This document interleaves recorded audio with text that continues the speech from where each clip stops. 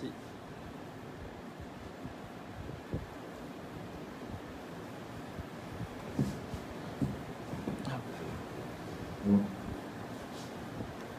Voilà, bonsoir à tous. Merci d'être venus.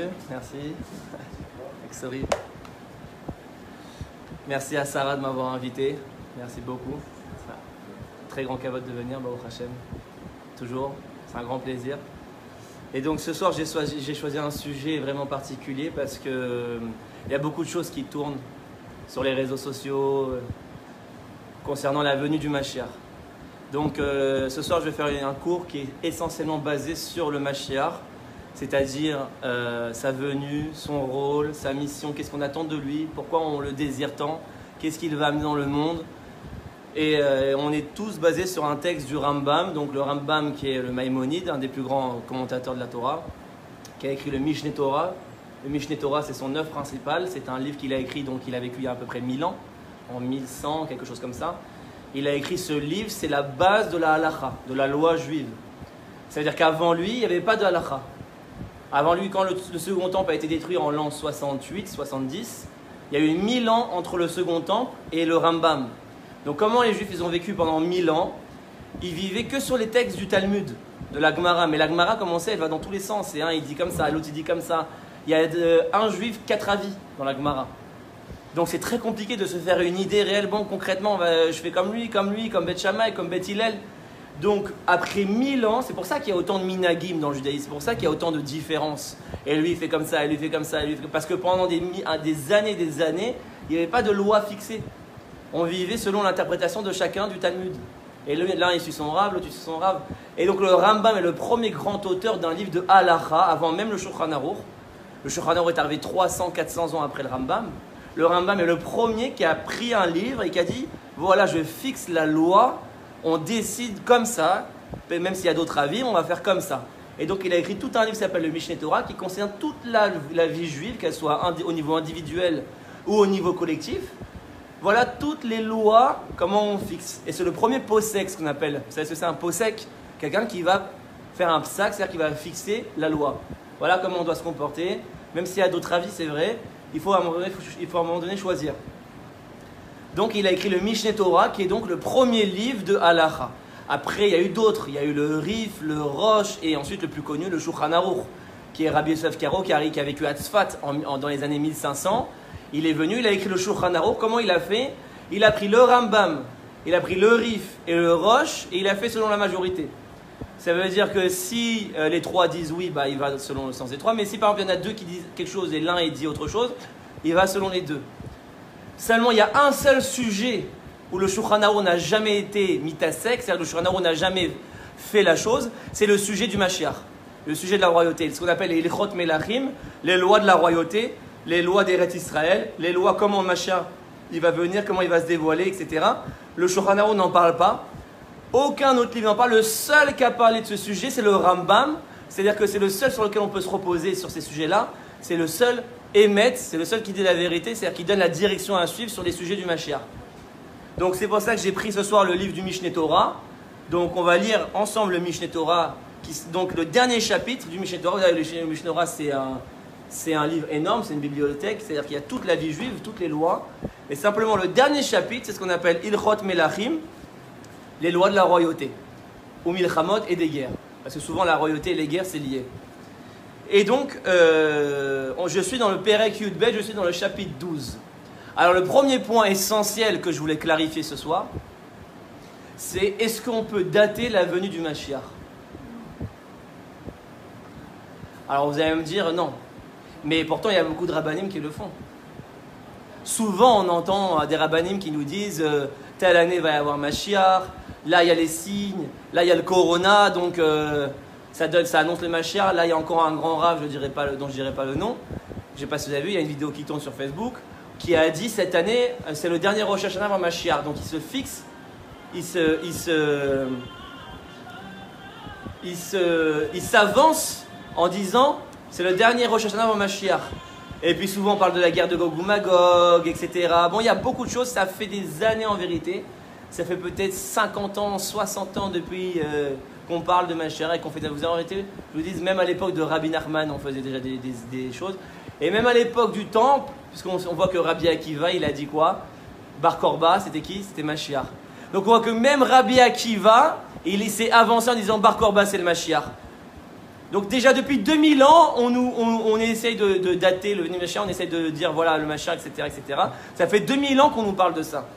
Et ça fait 2000 ans qu'on l'attend, et il vient pas, et à chaque fois il se trompe. Et à chaque fois il vient pas, et après il nous dira ah, qu'est-ce qu'il nous bassine encore ces rabbinim avec le Mashiach, et à chaque fois il vient pas. Donc c'est des fabulations, c'est des histoires. Donc on va voir ce soir.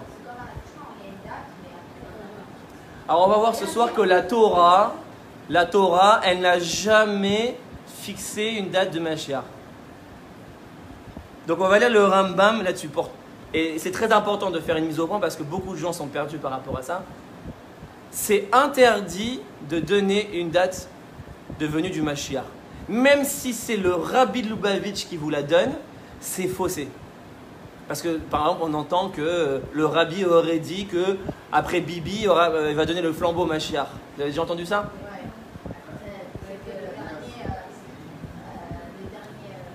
Donc il faut savoir, et on va lire, parce que bien sûr il faut qu'on lise les sources qui prouvent ce que je dis.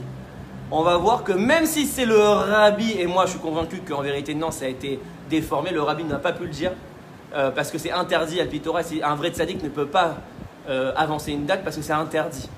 Donc en vérité je suis sûr que ça a été déformé. Mais on va voir que même si le Rabbi aurait dit ça, c'est interdit. Et donc je commence à lire le Rambam, donc je suis dans Ilchot Melachim, pour ceux qui suivent en direct, ceux qui veulent vérifier, Perek Yudbet. Je suis dans le chapitre 12. Et donc le Rambam, il nous dit comme ça. Amrou Chachamim, les sages ont dit, En baolam hazeh limot hamashiach ela shibud malchuyot bilvad. Et il n'y a aucune différence entre le monde matériel actuellement, tel qu'on le connaît, et la venue du Mashiach, et le monde après Mashiach, seulement quoi? La libération des jougs étrangers, des malchouyot, c'est-à-dire des royautés étrangères, donc des pouvoirs politiques goïm. C'est-à-dire avant on a vécu en France, on a vécu aux États-Unis, on était sous la souveraineté goy, on avait subi l'inquisition espagnole, on a subi la Shoah, parce qu'on n'avait pas notre propre souveraineté, on n'avait pas notre propre royauté, notre propre régime politique. La différence, c'est quoi? C'est que Mashiach, il va nous amener à un véritable régime politique, une véritable souveraineté politique, tel qu'on peut le percevoir dès aujourd'hui. Aujourd'hui, on a une petite étincelle de ça. C'est ça la seule différence entre les deux. Et on va revenir sur cette notion après. C'est un autre point qu'on va parler à la fin. Mais je passe pour l'instant. Et après, il te dit, chez Kodem Milchemet Gog ou Magog, il va y avoir la guerre de Gog ou Magog. Il y a un mode Navi Israël, va venir un prophète. Les Yacher Israël ou les Achinibam pour venir rendre droit le peuple juif et préparer leur cœur à la venue du Mashiach. Donc avant la venue du Mashiach, il va y avoir un prophète qui va venir pour nous parler et nous préparer à sa venue, préparer notre cœur. Chez Nehemar, Iné Anochi Sholach Lachem et Elia, voici que je vous envoie Eliaou. Et Eliaou, selon notre tradition, va venir nous annoncer la Géoula, avant même la venue du Mashiach. Ve'enoba lo l'etaï ratame ve'lo l'etaï metaor, il vient pas pour purifier l'impur et pour impurifier le pur. Vélo livsol anashim shem becheskat kashrut, et il vient pas pour annuler des gens qui sont apparemment cachers. Vélo leachir mishir zekupsouni, etc. Et là, la soum shalom balam, il vient pour une seule chose, amener la paix. Rassurer les gens, amener la paix, rassurer les cœurs, préparez-vous, ça va venir. Il vient pas pour faire des leçons de morale, soyez purs, soyez impurs, mangez kasher. Il vient pas pour ça. Il vient uniquement pour nous préparer un message de paix, pour nous préparer à la Géoula, qui est aujourd'hui, on est très proche de la Géoula aujourd'hui. Et il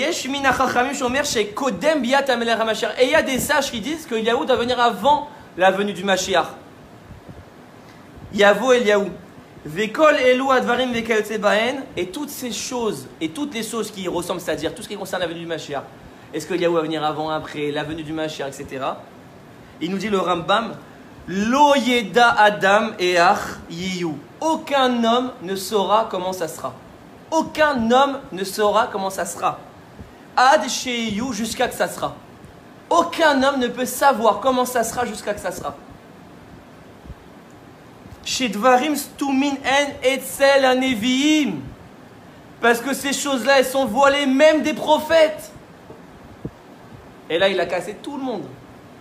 Le Rambam vient te dire, même les prophètes, c'est-à-dire Moshe Rabbeinu, qui est le plus grand prophète, il n'a pas la vision du Mashiach.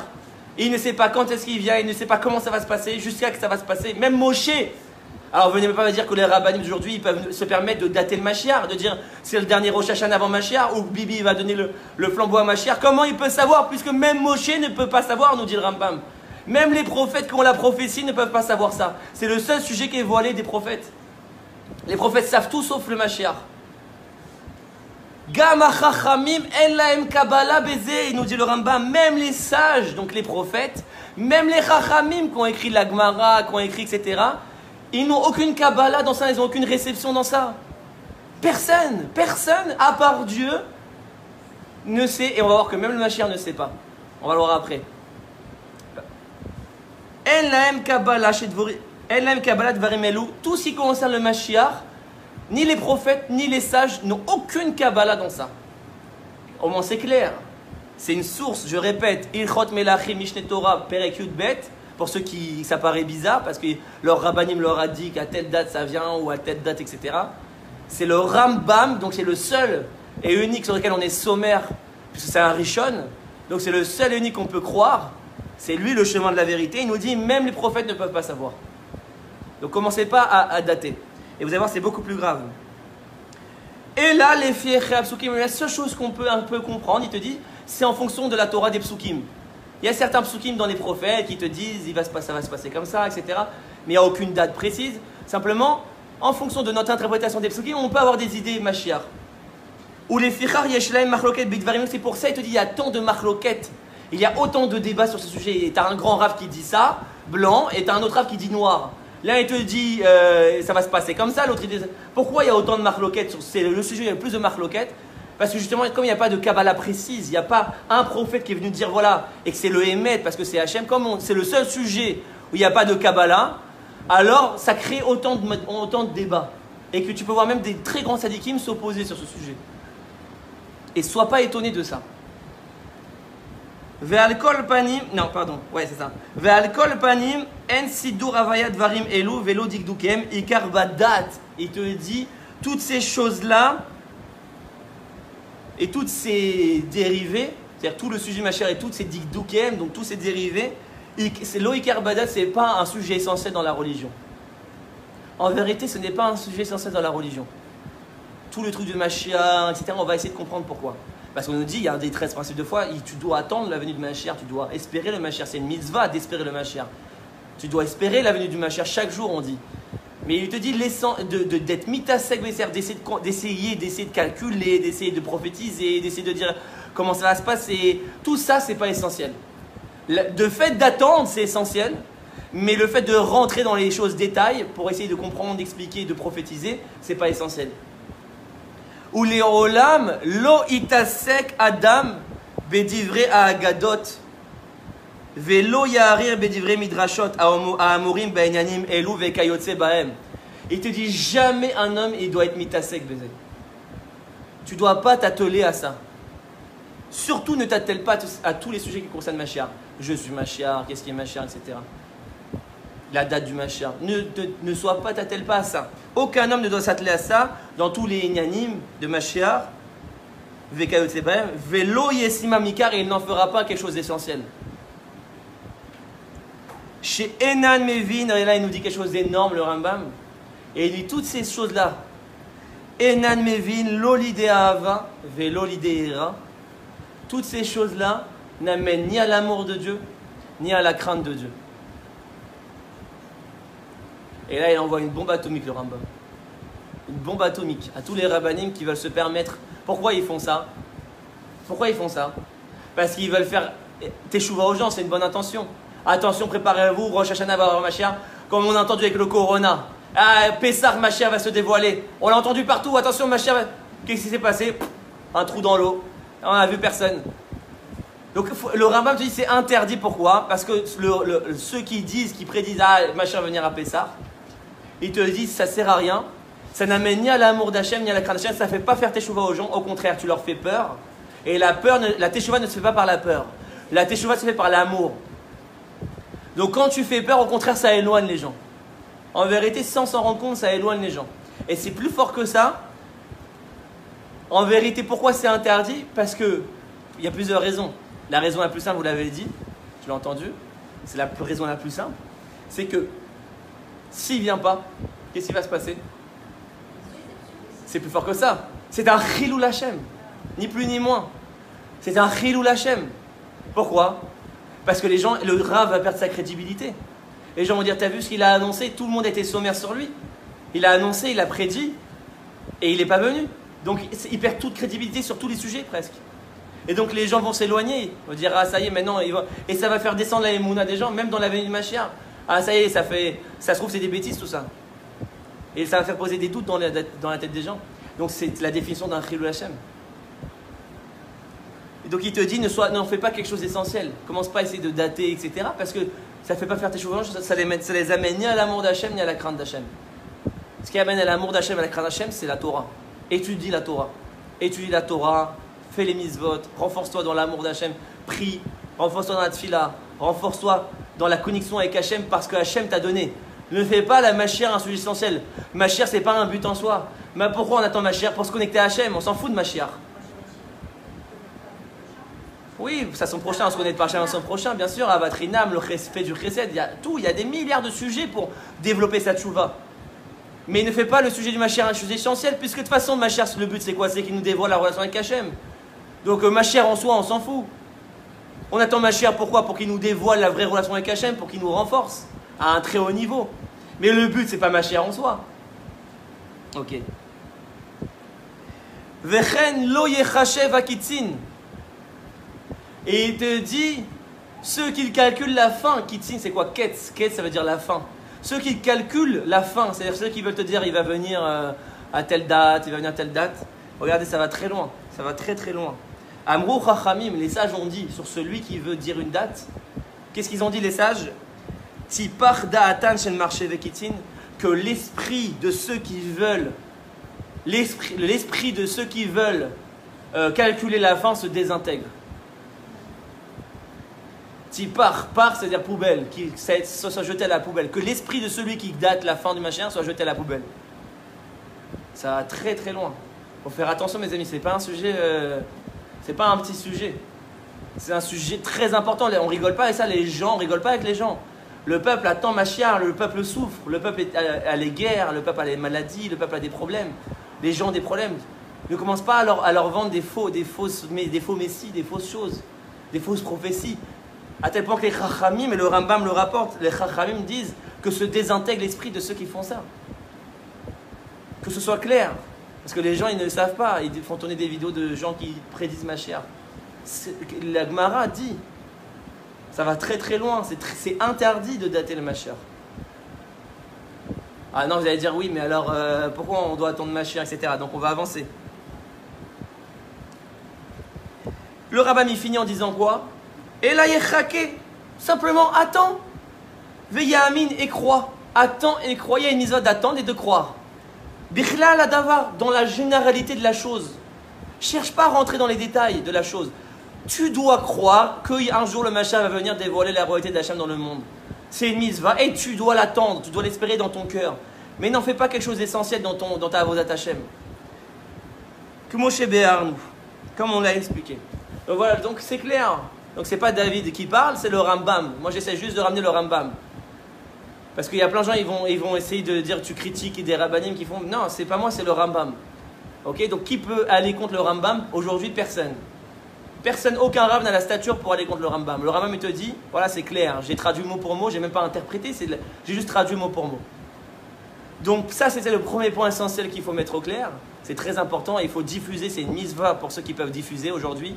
C'est une mitzvah de diffuser ça, cet esprit, arrêtez de faire croire aux gens qu'il y a des dates, etc. Parce que j'ai encore entendu hier, on m'a partagé une vidéo, un ami m'a partagé une vidéo, on regarde tel rave, très grand rave, que des milliers de gens suivent, il a dit c'est le dernier Rosh Hashanah avant Mashiach. Et je lui ai ramené ce Rambam, je lui ai dit c'est interdit, c'est très grave ce qu'il fait. Ils ont un Yetzerara comme ça les rabbanim, on ne sait pas pourquoi. Ils ont un Yetzerara. Il y a un Yetzerara comme ça chez les rabbanim, ils veulent dater, pourquoi? Quelque part c'est commercial de dater le Mashiach. Voilà, ça peut développer la Torah, c'est pour vendre, voilà, c'est pour attirer les gens.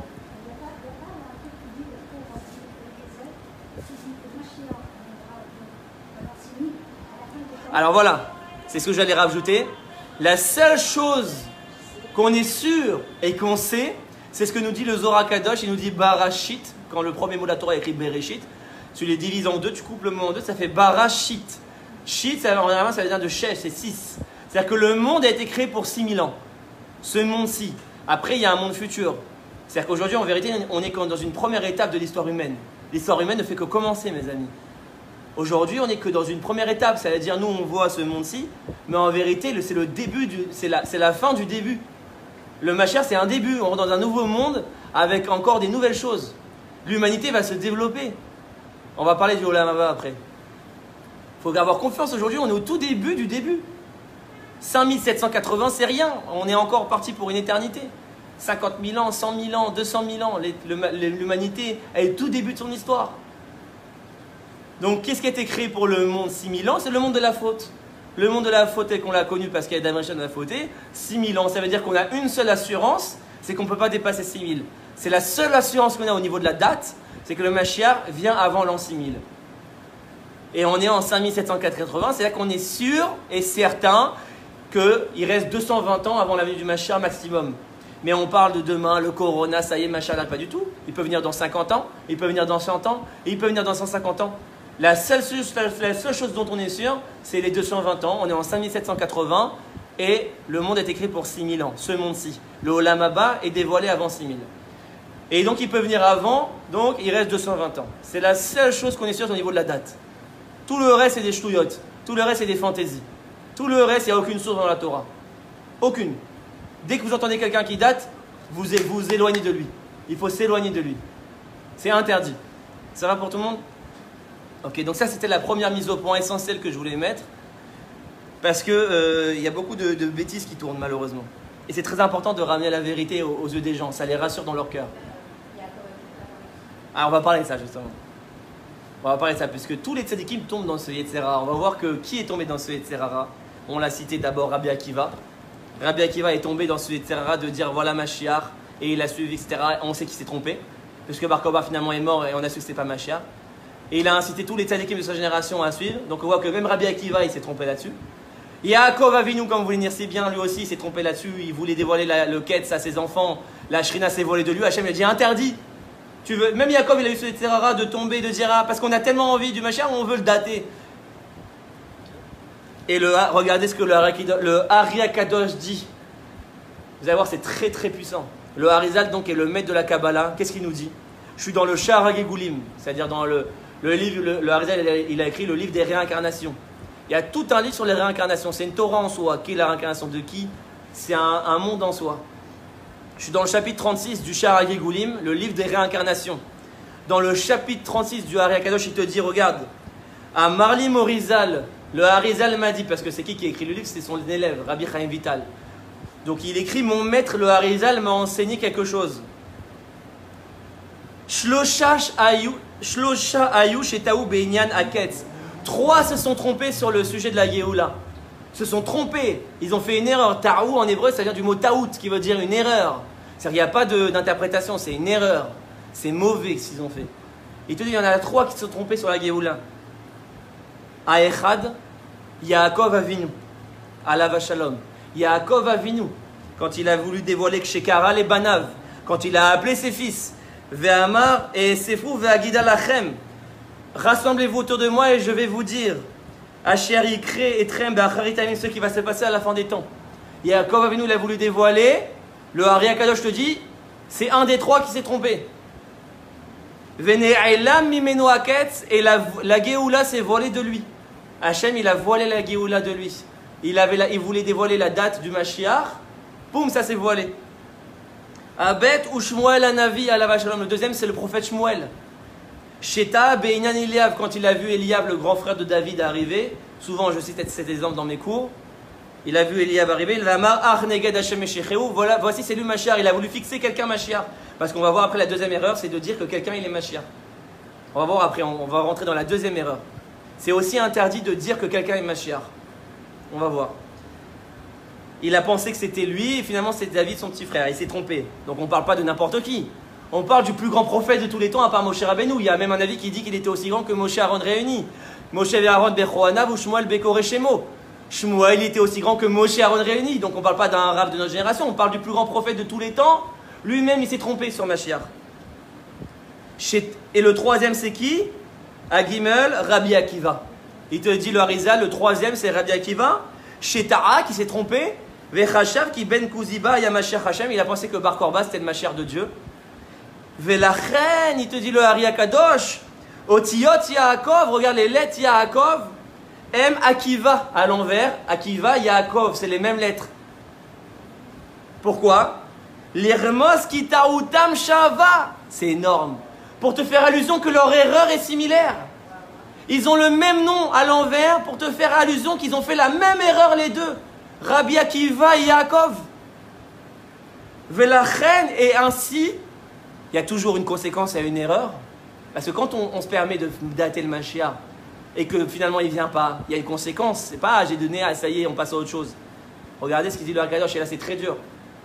Velachen shloshtam nidgalgelu. Ils sont revenus en Gilgul. Ils sont revenus en réincarnation pour réparer cette faute. Le Yaakov, Rabbi Akiva et Shmuel Hanavi, nidgalgelu, qui étaient les taken taoudze, ils sont revenus en Gilgul pour réparer cette faute. Comme on sait, le Gilgul, on revient dans le monde pour réparer des fautes. Vous savez, on a plusieurs vies dans le judaïsme, on croit à la réincarnation. On a tous eu 20 vies, 30 vies, je ne sais pas. Ça dépend de chacun. Le Gilgul, il y a plusieurs raisons. La raison, dans 99% des cas, c'est pour réparer des fautes. Et bien, Yaakov, Rabbi Akiva et Shmuel sont revenus dans le monde pour réparer cette faute d'avoir daté le Mashiach.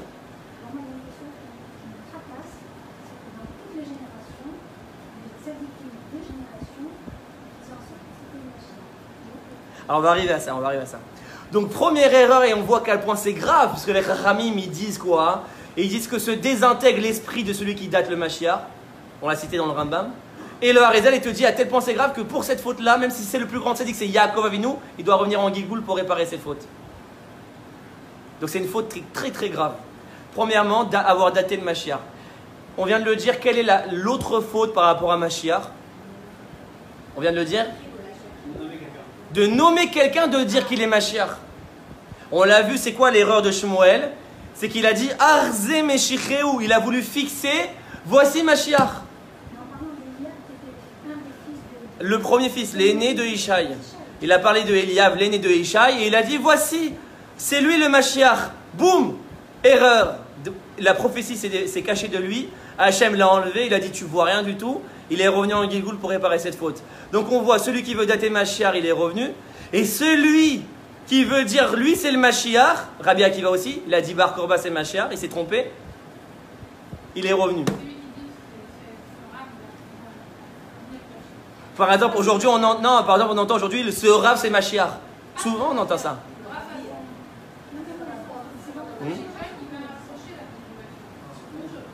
On va pas, non, c'est autre chose, on va parler. De dire que quelqu'un est Mashiach, c'est interdit.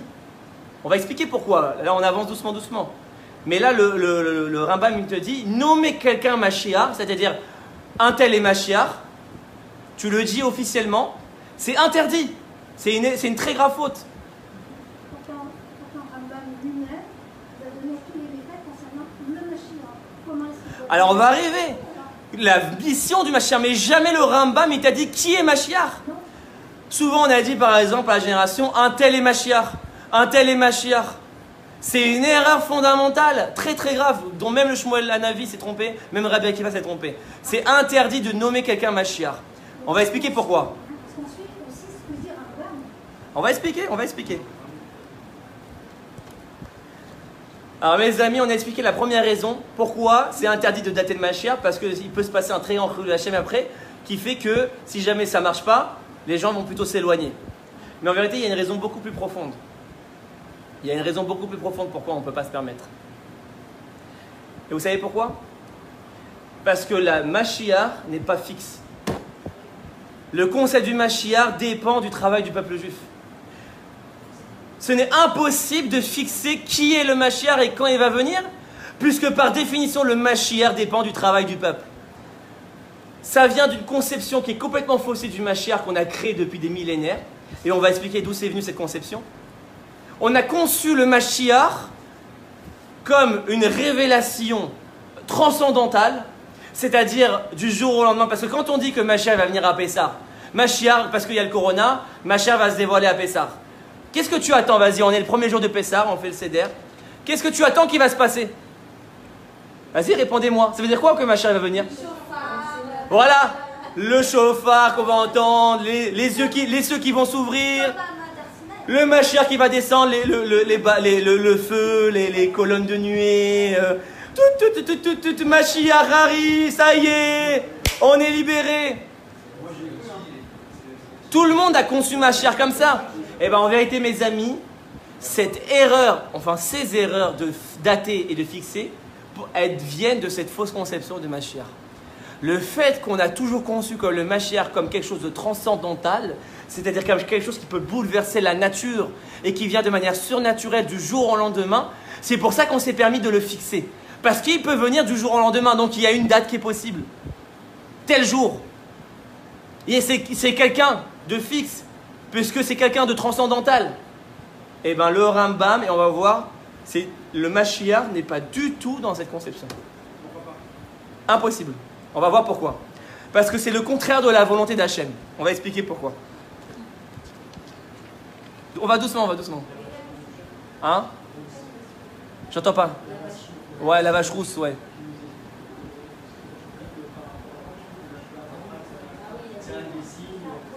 Il y a des signes. Non, oui, mais ça dépend de nous. On va expliquer, on va arriver à la fin. Donc maintenant, on va expliquer Mashiach. Pourquoi il ne peut pas venir de manière transcendantale? Pourquoi il ne peut pas venir de manière surnaturelle? Et on va rentrer dans des notions de Kabbalah qu'on a l'habitude de ramener, mais cette fois dans ce contexte précis. Avant d'arriver à ça, on va lier ça au Rambam. Okay? Pour comprendre, c'est très simple. Quand le monde a été créé, Dieu il se dévoile de plusieurs manières dans le monde. Souvent, j'explique ça dans la Kabbalah, on explique, c'est ce qu'on appelle les sphirotes et les shemot, les noms divins et les sphirotes. Dieu a plusieurs noms divins. Quand on traduit en français, Dieu a créé le monde. Dieu a fait ci, Dieu a fait ça, Dieu a parlé à Moshe. Quand on traduit, Dieu. Mais dans la Torah, c'est pas tout le temps le même mot. Une fois, tu as Yud Kevavke, une fois, tu as Elohim, une fois, tu as Aleph Dalet Nun Yud, une fois, tu as Shakai, tu as plein de noms divins. La Kabbalah t'explique que chaque nom divin, c'est une manière dont Dieu se dévoile dans le monde. Différente. Maintenant, il y a deux noms essentiels. Il y a plein de noms divins, mais on va dire qu'il y a deux noms qui s'opposent essentiellement. C'est le Yud Kevavke et Elohim. Quelle est la différence fondamentale entre les deux? C'est que c'est deux dévoilements divins complètement antinomiques, complètement opposés. Yud Kevavke, c'est un dévoilement qui est complètement transcendantal, surnaturel. Quand Moshe il est venu faire la sortie d'Égypte, il est venu avec quel nom divin? Le Yud Kevavke, Dieu lui dit je me dévoile à toi en tant que Yud Kevavke. C'est-à-dire que maintenant Moshe il a la capacité de dévoiler Hachem de manière surnaturelle, de manière transcendantale, c'est-à-dire ça vient d'en haut, d'un coup, du jour au lendemain il y a les 10 plaies, il y a la mer qui s'ouvre, il y a tous les miracles surnaturels, et le peuple, il a juste à suivre, il n'a aucun effort à faire, il a juste à suivre, et donc la Géoula de Mitzrayim, elle est venue d'en haut. Ça va? Donc ça c'est Moshe, c'est le Yud Kevavke. Et le nom Elohim, c'est le nom complètement antinomique, puisque Elohim, on dit que c'est la valeur numérique 86, qui est la valeur numérique de quel mot? Hateva, la nature. C'est-à-dire que maintenant, Hachem ne se dévoile plus non plus de manière transcendantale et de manière surnaturelle, mais Hachem se voile à travers la nature, et tu n'es plus capable de cerner vraiment si Hachem agit ou pas, et il est complètement voilé.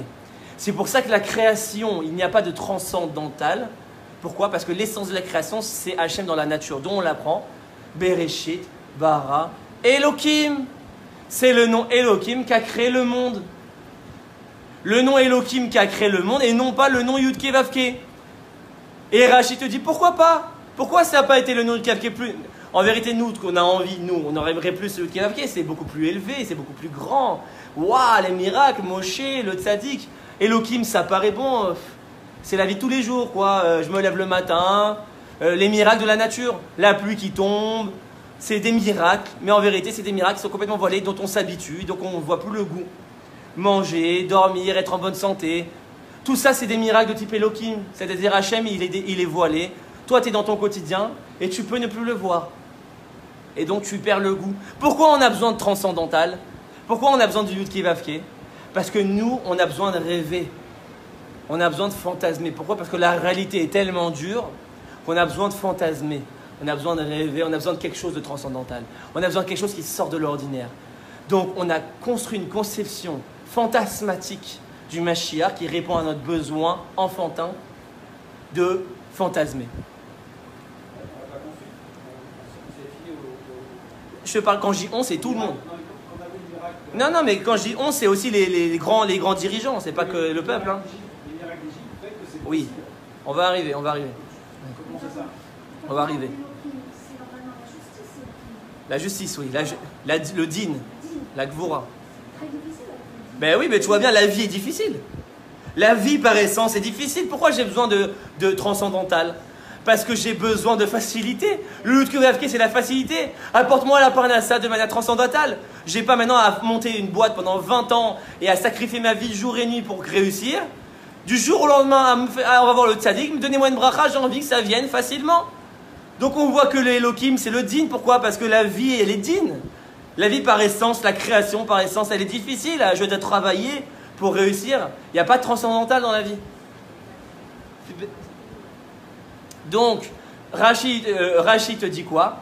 Il te dit pourquoi Hachem il a créé le monde par Elohim Davka et pas par Yud Kei Vav Kei? Parce que sa vraie volonté à Dieu, c'est quoi? Sa vraie volonté, c'est le travail de l'homme. Le transcendantal, c'est quoi le défaut du transcendantal? C'est que ça annule le travail de l'homme. Ben oui, si la parnassa descend du ciel comme il y avait dans le désert avec la manne qui tombe du ciel, alors il est où le travail de l'homme? Et Hachem, il veut quoi? Hachem, il a construit un monde pour lui faire les choses. Alors qu'ils ne construisent pas l'homme, ça sert à quoi au final? Qu'ils construisent des anges, qui disent Alléluia toute la journée et qui reconnaissent sa grandeur. Non, il a construit l'homme, ce ne sont pas des anges, avec un Yetzer Hara et Yetzer Tov, avec un libre arbitre, et que l'homme doit faire des choix, et il doit se construire, il doit travailler par sa Ishtadlout et son effort. Et donc c'est pour ça que l'essence de la création, Dieu l'a voulu par Elohim et pas par Havaïe, parce que Hachem a voulu que l'homme se prenne en main et se travaille. Alors vous allez me dire pourquoi le Yud Kei Vav Kei s'est dévoilé dans certaines périodes, comme à la sortie d'Égypte, etc., etc. On va répondre à cette question. Mais d'abord, on comprend maintenant pourquoi la Géoula finale, c'est-à-dire le Mashiach, ne peut pas venir de manière transcendantale. C'est l'opposé du projet divin. Parce que la Géoula de manière réelle, elle doit venir du travail de l'homme. Sinon, ce n'est pas une Géoula réelle, c'est une Géoula d'Égypte. Pourquoi la Géoula d'Égypte, elle n'a pas changé l'homme? Il n'y a pas eu de Géoula finalement parce qu'on a fait la faute du veau d'or. L'homme n'a pas été changé, il a continué d'être mauvais. Il a fait le veau d'or, il a fait les explorateurs, il se plaignait, il voulait retourner en Égypte alors qu'ils ont vu tous les miracles. Pourquoi? Parce que le transcendantal ne change pas l'homme. Quand les choses viennent de manière extérieure, la nature humaine ne change pas. Il n'y a qu'une seule chose qui change l'homme, c'est le travail, c'est la Ishtadlout, c'est l'investissement. C'est quand tu sues, c'est quand tu es magia, quand tu travailles pour les choses. C'est pour ça que la Géoula finale ne peut pas être sur le modèle de la Géoula d'Égypte. C'est pour ça, mes amis, quelle est la fête du calendrier juif, qui est le modèle de la Géoula finale du Mashiach? Purim. Dans la Gemara te dit, quelle est la seule fête qu'on garde après Mashiach? Purim. Et quel est le seul livre qu'on garde après Mashiach? La Megillat Esther. Pourquoi? Quel est le nom divin qui a disparu de la Megillat Esther? Yud Kei Vav Kei. Il n'y a plus de Yud Kei Vav Kei. Purim, c'est tout à travers la nature. La Megillat Esther, on la lit en 45 minutes, mais ça dure 9 ans. Et Mordechai, et Esther, c'est de la politique. C'est un renversement politique, il y a Haman qui a fait un décret, etc. Il n'y a eu aucune intervention d'Hachem transcendantale, surnaturelle. Aucune. Tout s'est fait par le travail et l'investissement du peuple juif. C'est pour ça, mes amis, que la Gemara a dit Kiblou vekimu. On a reçu la Torah au Mont Sinaï, mais on l'a réalisé quand? À Purim. Pourquoi? Parce que la vraie Torah, c'est quand l'homme se prend en main. C'est quand l'homme se connecte à Elohim. C'est pour ça que la Géoula réelle du Mashiach, elle ne peut pas être transcendantale. Et c'est pour ça que dater la venue du Mashiach, ou fixer Mashiach, ou dire un tel est Mashiach, c'est vouloir la rendre transcendantale. Et donc, c'est inverser le projet divin. Et c'est pour ça que c'est si grave. C'est pour ça que c'est tellement grave que tu dois revenir en Gigoul pour réparer cette faute. Parce que tu vas à l'encontre du projet divin. Tu es en train de rendre la Géoula finale transcendantale. Tu es en train de faire croire aux gens qu'en un jour, Mashiach peut venir et de manière surnaturelle. Tu leur donnes un espoir fantasmatique. Alors qu'en vérité, tout dépend de leur travail. Et donc, en fait, tu retardes Mashiach. Tu retardes, en datant la venue du Mashiach, tu ne fais que retarder la venue du Mashiach. Pourquoi? Parce qu'en datant le Mashiach, tu renforces la conception que Mashiach c'est fantasmatique, que Mashiach c'est transcendantal. Tu renforces dans l'esprit des gens, dans leur croyance que, ça y est, à Pessah ils peuvent venir, à Rosh Hashanah ils peuvent venir. Tu les renforces dans cette croyance et donc tu les renforces à annuler leur travail. Et donc en renforçant, en annulant leur travail, puisqu'ils se disent maintenant, bah ça vient d'en haut, donc moi j'ai rien à faire. Ça ne dépend pas de moi. Et ben tu retardes Mashiach. Parce qu'on a dit que Mashiach dépend du travail de l'homme. Dépend du travail de chacun. C'est pour ça, mes amis, que le Mashiach ne vient pas. Il ne vient pas parce que le Mashiach nous attend. Ce n'est pas nous qui l'attendons, c'est lui qui nous attend. Et pourquoi? Parce qu'on renforce encore aujourd'hui la conception transcendantale. Et donc les gens sont assis dans leur fauteuil, ils se disent un jour Mashiach va venir. Et donc en fait, Mashiach ne vient pas. Ça va pour tout le monde ces notions?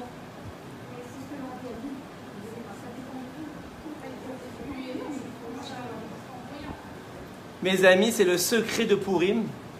Vous savez pourquoi à Purim, on n'a pas de miracle à proprement parler? Comment on dit miracle en hébreu? Nes. Eh bien mes amis, il y a un autre mot pour dire miracle. Lequel? Non, Nes et quoi d'autre? Nifla, Niflaot. On dit des fois Nissi, mais des fois on dit Niflaot dans les prières. Quelle est la différence entre Nes et Nifla? Parce qu'on dit miracle. C'est pareil, c'est la même conception en français, il n'y a qu'un seul mot. Mais en hébreu, il y a plusieurs mots. La Kabbalah te dit, c'est quoi la différence entre Nes et Nifla? Hein? Non, c'est le contraire. C'est le contraire. Nes, c'est un miracle de type Yudke Vavke, c'est-à-dire dévoilé, surnaturel. Et Nifla, c'est des miracles de type Elohim qui sont cachés. C'est pour ça que Nifla, ça vient du mot Pélé, qui veut dire caché en hébreu. Et si tu inverses les lettres, Pélé, ça donne quoi? Aleph. Et Aleph, ça fait allusion dans les sphirotes au Keter. C'est-à-dire que le Nes, il dévoile la Chorma, c'est-à-dire la sphira la plus élevée, à part le Keter. Et le Nifla, il dévoile le Keter, c'est-à-dire quoi? C'est-à-dire que pour dévoiler le plus haut niveau de dévoilement d'Hachem, c'est par les miracles qui sont voilés. C'est-à-dire, c'est quoi les Niflaot qu'on dit Bechol et? Je réexplique. Les Niflaot, c'est quoi? La pluie qui tombe.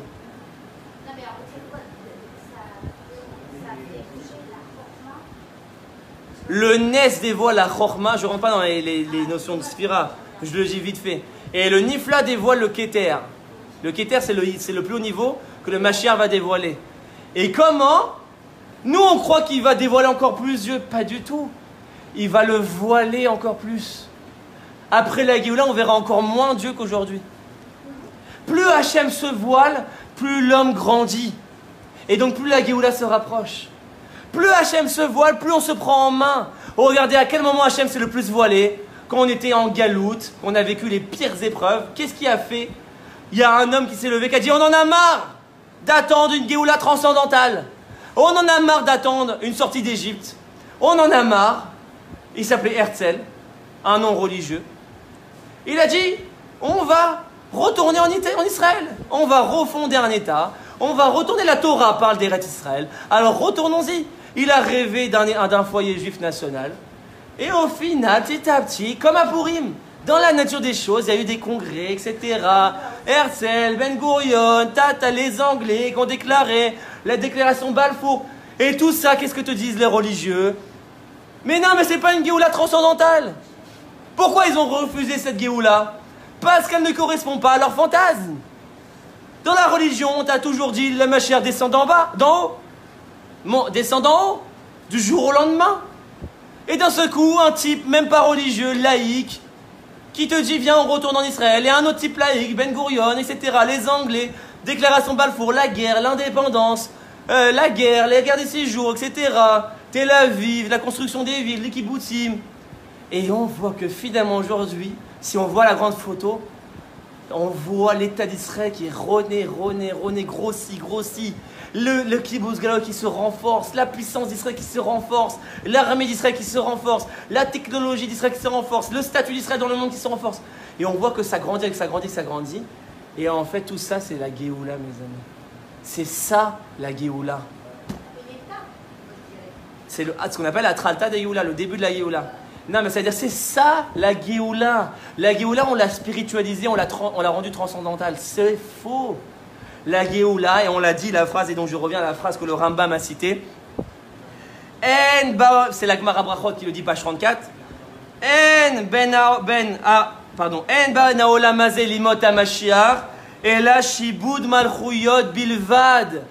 Il n'y a aucune différence entre le monde maintenant et le monde après Mashiach, seulement la délivrance des royautés étrangères. C'est-à-dire que la Géoula est politique. La Géoula est politique au sens propre du terme, pas au sens négatif du terme. Aujourd'hui, la politique s'est corrompue, etc. La Géoula, c'est un mouvement de révolution politique, sociétale. C'est-à-dire que le Mashiach, c'est simplement un homme. Il n'a pas des ailes, il n'a pas des pouvoirs magiques, il n'a pas les yeux avec des rayons laser qui sortent de ses yeux pour tuer les Réchaïm. Le Mashiach, il n'a pas une langue ou une bouche que dès qu'il va parler, tout le monde va s'écrouler. Tout ça, ce sont des images, et on va voir que le Rambam lui-même le dit. Tout ça, ce sont des images. Le Mashiach, c'est tout simplement un homme comme vous et moi. Comme vous et moi. C'est un dirigeant politique. C'est un dirigeant. Demain, Bibi va donner le flambeau à quelqu'un d'autre et à quelqu'un d'autre. Et un jour, il y aura un homme qui sera Rosh Memshala, qui va prendre le pouvoir, qui sera Premier ministre. Et petit à petit, il va créer une révolution politique dans les pensées, dans les mœurs, dans les lois. Et il va faire reconstruire le temple. Et il va faire avancer encore plus le rassemblement des exilés. Et lui, on va arriver à décréter que c'est Mashiach. Mais simplement, ça va se passer par les voies naturelles. Et c'est là que j'ai le Rambam. Regardez ce Rambam, parce que je vais vous prouver ce que je dis. Rambam, je suis dans donc Perek Yud Aleph d'Ilchot Melachim. Je suis dans la Halacha Gimel du Perek Yud Aleph. Il te dit, et c'est tout ce que je vous dis là, parce que je ne vous l'invente pas. Hein. Je veux vous sourcer ce que je dis. Al Yale Al Daatra. Surtout, que ne vienne pas à ton esprit, surtout, Alia Alea Da'atra, que ne monte pas à ton esprit, She'amelech HaMashiach tzarich la'asot otot ou moftim, que le Mashiach il doit faire des miracles. Ou mechadesh varim ba'olam, qui va renouveler des choses dans le monde. Il n'y aura rien de nouveau après. Ou mechayemetim, et qui va refaire vivre les morts. On va expliquer. Vekayotse ba'ad varim elou, et toutes ces choses-là. Surtout qu'ils ne viennent pas à ton esprit que Mashiach doit faire des miracles et qu'il va faire des choses surnaturelles et qu'il va refaire revivre les morts. Et là, Elou Tipshim Omrim, regardez ce que le Rambam il dit. Il était violent. C'est les idiots, Tipshim. C'est les idiots qui pensent ça. Le Rambam dit, seuls les idiots pensent que le Mashiach doit faire des miracles.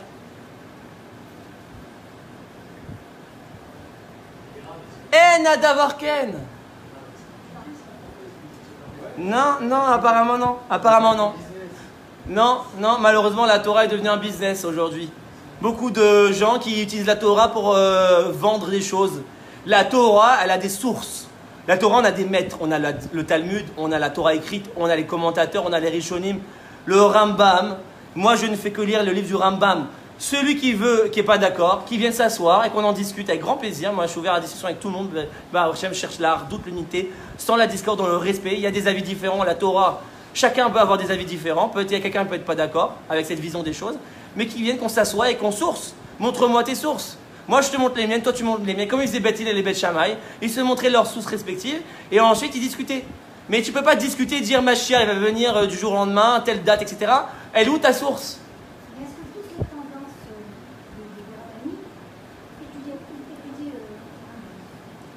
Alors c'est apparemment non.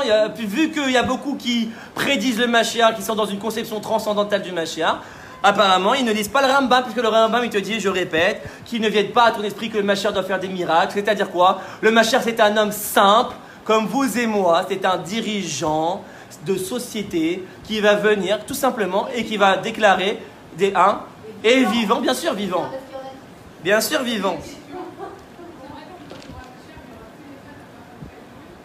Que Purim, il y a une marloquette sur Hanouka. il y a justement, à Hanouka, il y a les deux. Il y a le miracle surnaturel, c'est quoi? C'est la fiole. Et le miracle naturel, c'est la guerre. C'est pour ça qu'il y a une marloquette. Parce que s'il n'y avait que la guerre, ce serait type Pourim. Et si maintenant il n'y a que la fiole, ce serait type Pessah, Yetziat Mitzrayim, et donc on l'aurait annulé. Parce que ça ne nous intéresse pas les miracles surnaturels. Dans la Torah, on ne veut pas de miracles surnaturels. On veut des miracles cachés. Mais c'est quand même politique. Bien sûr, la guerre des Rashmonem, des Maccabéim contre Grecs, c'était politique, c'était une révolution politique, c'était un combat contre la souveraineté grecque. Et c'est ça la Géoula. La Géoula est un combat politique. C'est ça la Géoula. Le sionisme, alors c'est ce qu'on a. Le sionisme est un début de Géoula, c'est ça la Géoula. Regardez aujourd'hui le sionisme nous assure un État dans lequel on a une souveraineté, une force. Alors il y a plein de désaccords, rien n'est parfait. Tant qu'il n'y a pas Mashiach, c'est pas parfait. Mashiach, il va venir perfectionner la souveraineté politique. Mais on a déjà un début, regardez, il y a 70 ans à peine, on nous a amenés dans les fours. Et les gens, ils avaient nulle part où aller. Quand on leur a dit, bah, regardez, il y a Hitler qui s'est levé, les gens, ils étaient perdus. Où est-ce qu'on va? Au Mexique, en Australie, il n'y avait pas d'État d'Israël. Imaginez l'horreur, complètement déboussolé. Aujourd'hui, on a un État vers lequel se tourner. C'est ça, Shiboud Malchouyot. On a une malchoute à nous, on a un endroit à nous, que c'est nous qui sommes souverains. C'est déjà la Géoula. C'est ça la Géoula. Aujourd'hui, on a les enfants dans les rues de Jérusalem, on a le Kotel. Alors bien sûr, il manque encore le Beth Amikdash. C'est pas complet, mais c'est ce qu'on appelle Atralta de Géoula. C'est déjà ça la Géoula. C'est un processus, c'est pas transcendantal. Alors donc on vit déjà une époque de Mashiach. Mais oui, on est dans le Mashiach. Oui, mais on est là, on est déjà la majorité du peuple juif est déjà sur la terre d'Israël. La majorité du peuple juif est déjà sur la terre. Donc le Kibbutz Galouyot est déjà à grande partie réalisé.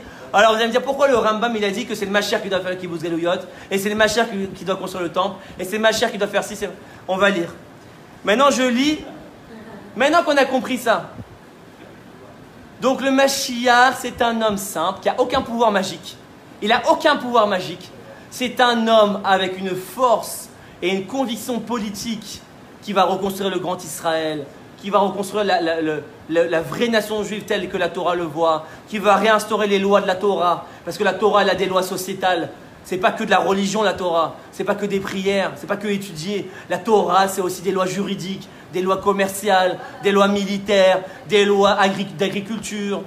Donc il te dit, et donc là je suis dans le Perek Yud Aleph, Halacha Aleph, Amelech HaMashiach Atid Lahamot ou Leharzir Malchut Bet David Le Yoshna.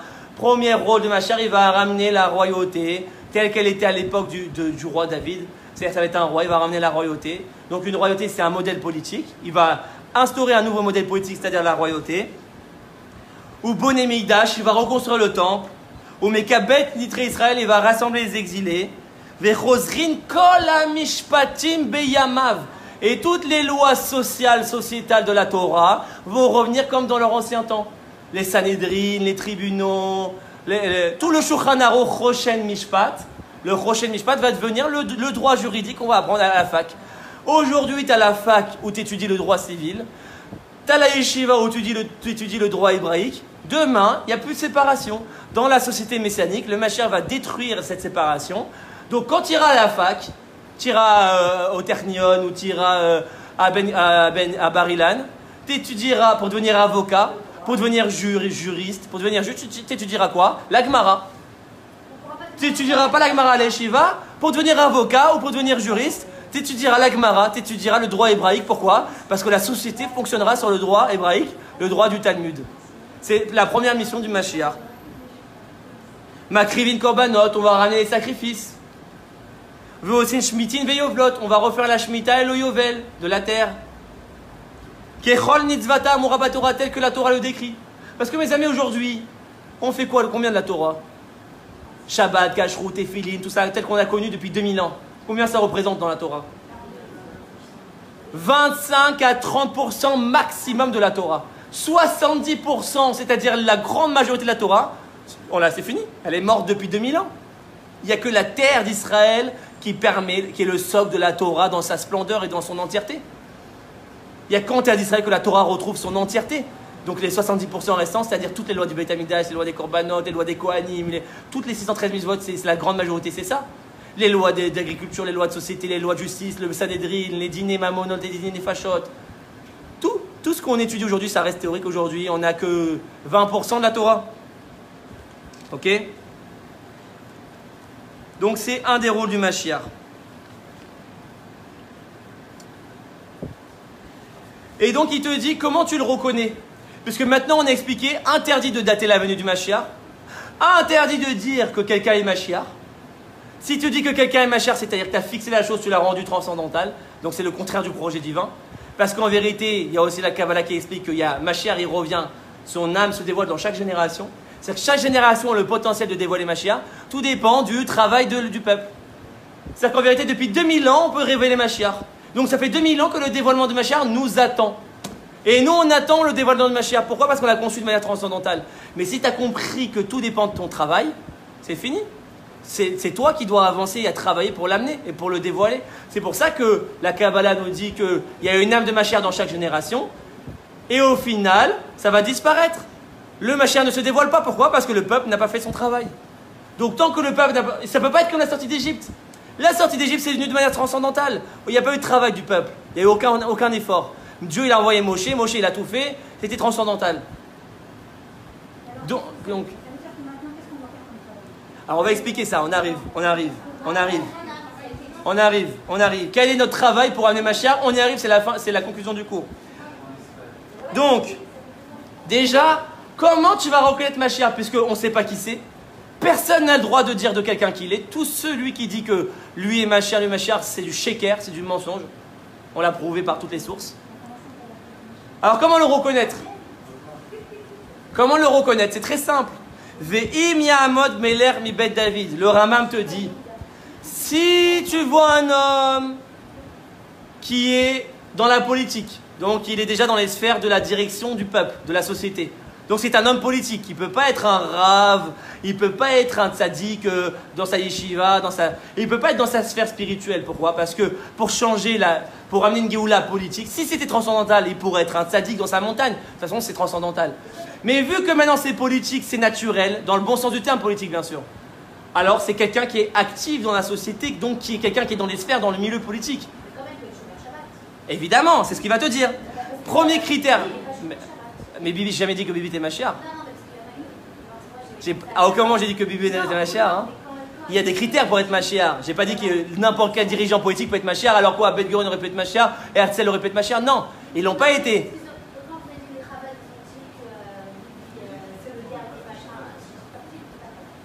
Non, ceux qui disent que le rabbi a dit que Bibi il passe pour Mashiach, même si c'était vrai, ça peut pas être possible. Parce qu'on a expliqué que même les Névis, même les prophètes, donc même le rabbi, ne peut pas savoir. C'est le Rambam qui le dit. Donc c'est pas possible. Même le rabbi ne peut pas savoir ça. Donc à mon avis, le rabbi avec sa grandeur, à mon avis, ses paroles ont été déformées. Non, ses paroles ont dû être déformées par certains qui n'avaient pas la grandeur du rabbi. Parce que le rabbi avec sa grandeur ne pouvait pas tomber à un niveau de dire quelque chose pareil parce que c'est interdit par le Rambam lui-même. Et le rabbi était tellement grand, il connaissait le Rambam, et c'est pas possible qu'il a dû de ça. Donc à mon avis, ses paroles ont été déformées. Mais maintenant, on arrive dans les critères. Ve'im ya'amod meler mi bet David. Donc premier critère, si tu vois un homme, premier critère, il faut qu'il descende de la royauté de David. Alors aujourd'hui, on a des possibilités des laboratoires par l'ADN de dater, mais ça c'est un critère qui est difficile à savoir parce qu'il y a 2000 ans entre David et aujourd'hui. Biologiquement, il doit descendre de David, c'est un descendant de David. Donc aujourd'hui, c'est un critère qui est difficile à cerner. Mais on avance. Donc comme tu dis, Ogé Batora. Attention, c'est un homme qui est politique. Donc comme il y a eu des Ben Gurion, etc. Des Begin, des Herzl, des Shamir, des Bibi. Pourquoi pas Bibi? Mais attention, il y a un deuxième critère, Ogé Batora.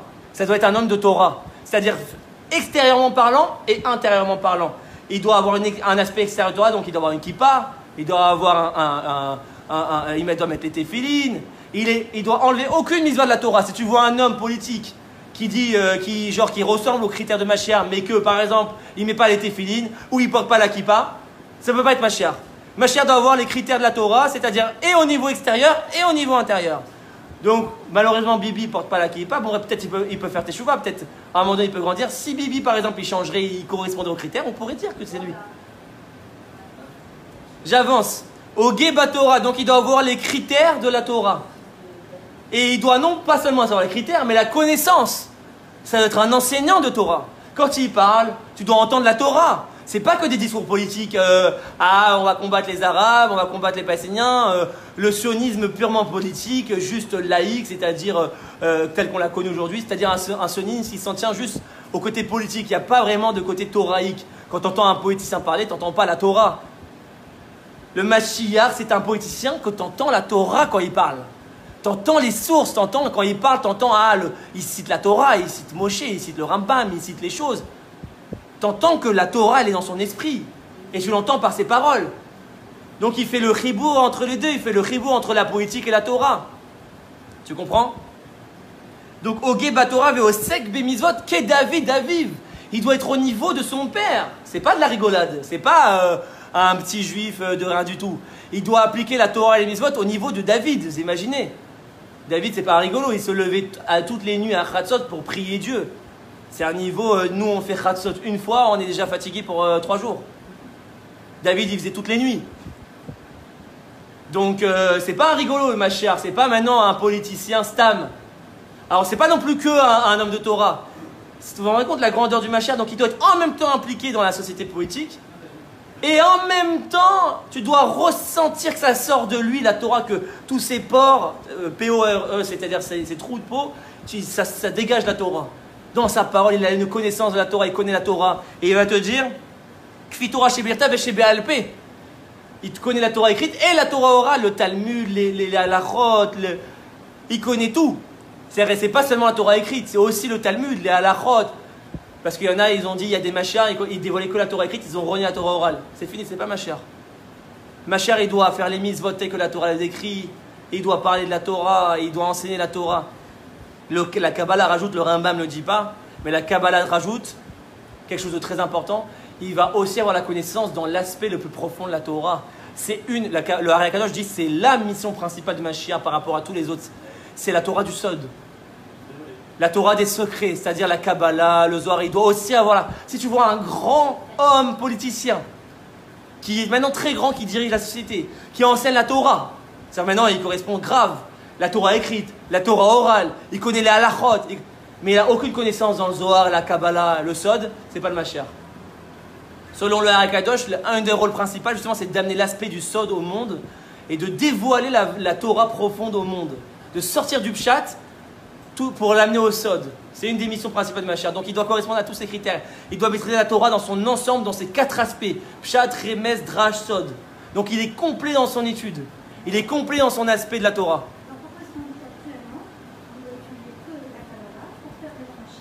Non, c'est pas qu'on doit étudier que la Kabbalah. C'est que depuis 2000 ans, on a dévoilé la Torah du Pshat. Il y a eu des grands tzadikim qui ont dévoilé, au niveau du Klal, on a dévoilé la force du Pshat. On a mis la halachot en place. Maintenant, aujourd'hui, on connaît, mais Baruch Hashem, on a plein de raves qui sont très très très grands en halachot, très très grands en Gemara.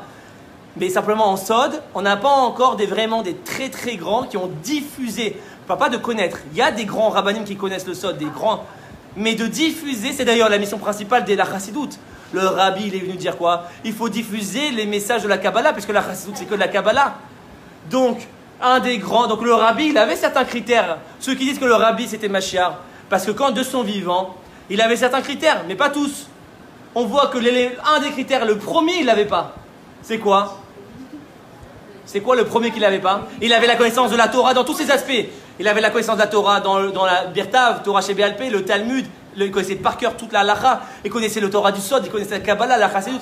Il connaissait toute la Torah. Quel est l'aspect qu'il n'avait pas? Le premier critère. Il n'était pas dans la société politique. C'était pas un dirigeant politique. Le fait qu'il n'était pas dirigeant politique, ça ne peut pas être Mashiach. Il n'était pas en Israël, exactement. Mashiach doit habiter Israël, et non seulement il doit habiter Israël, mais il doit diriger la terre d'Israël. Il doit prendre le pouvoir politique en Israël. Donc comment tu veux être Mashiach si tu n'habites pas à la terre d'Israël? Donc déjà on voit que le premier critère il ne correspondait pas. Mais c'est vrai qu'il avait certains critères au niveau de la connaissance, de la diffusion, du charisme, de la teshuva qu'il a amené au monde. C'est énorme ce qu'il a fait. Mais le rabbin il te dit, il y a des hommes comme ça qui peuvent faire des travails messianiques. Mais celui qui est le Mashiach, il faut qu'il ait tous les critères. Pas qu'une partie, tous. On continue. Veyakov kol Israël l'erba ou les chazek bidka. Le Mashiach, il doit, donc ça le rabbi correspondait par exemple, renforcer le peuple, parce que quelqu'un qui est politique, qui a la Torah, etc., mais que le peuple ne l'écoute pas, Ça ne marche pas, il n'y a pas de lien. C'est pas Mashiach. Mashiach, le peuple doit l'aimer. Le Mashiach doit le peuple, au moins la majorité, parce que 100% c'est impossible. Même Moshe, il a ramené qu'un cinquième. Mais au moins, Rovo Kekulo, comme a dit la Gemara, la majorité, c'est comme la totalité. Il faut que la majorité du peuple aime le Mashiach, s'identifie au Mashiach, se lie à lui, veut le suivre, aime ses idées, et que sa Torah leur parle, qu'ils font teshuva, que même les plus grands chilonim de Tel Aviv, qui sont anti-religieux à mort, qui veulent détruire la religion, que eux, grâce au Mashiach, va faire teshuva. Le rôle de Mashiach, c'est de leur faire teshuva. Si cet homme-là, il n'a pas cette capacité, les gens ne l'écoutent pas, il fait teshuva à personne, alors c'est pas Mashiach. Mashiach, il doit aussi amener cette teshuva au niveau du peuple. Moi, je dirais surtout que quand il verra les paroles, ça rentrera directement dans le cœur de chacun. De chacun, non, parce que comme on a dit, la totalité n'est pas possible. On n'est pas dans le transcendantal, il n'y a pas de magie. Tu ne peux pas convaincre maintenant 100%, il y a tout. La nature humaine, c'est l'opposition, donc il faut la majorité. Rovo Kekulo. Le Mashiach, il va convaincre la majorité. Il y a une partie qui ne va pas le suivre. Hein. Il y a une partie qui va lui jeter des pierres et lui jeter des tomates et qui va vouloir le tuer. C'est écrit qu'il y aura des rebelles contre Mashiach. Que ce soit chez les juifs et chez les non-juifs. Même chez les juifs, il y aura des rebelles contre Mashiach. Il ne pourra pas convaincre tout le monde. Mashiach, il va faire avancer la majorité du peuple vers le chemin de la Torah. Veilachem milchamot Hashem. Un autre critère, ce sera un guerrier. Il va faire les guerres de Dieu. C'est un ramatkal, c'est un chef d'armée, le Mashiach. Donc ça correspond au fait que c'est un chef politique. Parce que quand tu es chef politique, tu es forcément chef militaire. Tu prends des décisions d'armée. Donc tu décides de faire des guerres. Hein? Pas d'accord avec les Arabes, exactement. Ça, par exemple, c'est pourquoi Bibi ne peut pas l'être. Parce que malheureusement, c'est interdit de faire un accord. Altikrot Brit. Donner des terres, c'est interdit. Un dirigeant qui donne une terre, c'est fini. Par exemple, Sharon, on a cru à un moment. Moi, je veux dire, à l'époque, il y a des gens qui croyaient que Sharon était Mashiach. Dès qu'il a fait Gush Katif, c'est mort, c'est fini. Le Mashiach Chas Shalom qui rend une terre, c'est interdit par la Torah. Donc, dès qu'un homme politique il fait quelque chose contraire à la Torah, que ce soit au niveau des misotes, mais au niveau de la vision politique nationale, c'est fini. Rendre une terre, c'est fini. Mashiach, il doit au contraire conquérir les terres. Il doit conquérir la Judée-Samarie, conquérir Gaza, il va nous ramener Gaza, il va nous ramener la Judée-Samarie, il va nous ramener le mont du Temple, il va nous ramener la Jordanie, il va nous ramener une partie de la Syrie, une partie du Liban, une partie de l'Égypte. Il n'est pas dans la mouise, le Mashiach. Déjà pour 1 centimètre en Judée-Samarie, le monde entier il gueule. Alors pour récupérer une partie de l'Égypte, la Jordanie, une partie de la Syrie, je ne sais pas comment ça va se passer. Bref, Veilachem milchamot Hashem. Donc il va faire les guerres de Dieu. Donc c'est un homme politique qui va mener des guerres. Tout ça. Donc vous avez vu déjà, c'est énorme. Qui a correspondu à tous ces critères dans l'histoire? Peut-être David. Homme politique, homme gouvernant, qui est dans la Torah, qui connaît la Torah dans tous ses aspects, que ce soit Pshat, Remes, Drash, Sod, qui fait les guerres, etc. Peut-être David, ça a été le seul, peut-être Yehoshua, peut-être Shimshon. À un moment, on a cru que Shimshon c'était Mashiach aussi. Yaakov, il a vu que c'était peut-être Shimshon. Mais dans notre époque moderne, très peu, parce qu'au final, dans la Galoute, c'était pas possible parce qu'il faut Israël. Et maintenant qu'on est en Israël, malheureusement, les dirigeants sont pas comme la Torah le veut, donc aujourd'hui, on n'a vraiment personne. Et bien tout ça, mes amis, vous savez c'est quoi? Nous dit le Rambam, Areze becheskat Mashiach. Ce n'est pas encore le Mashiach. Ce n'est qu'un...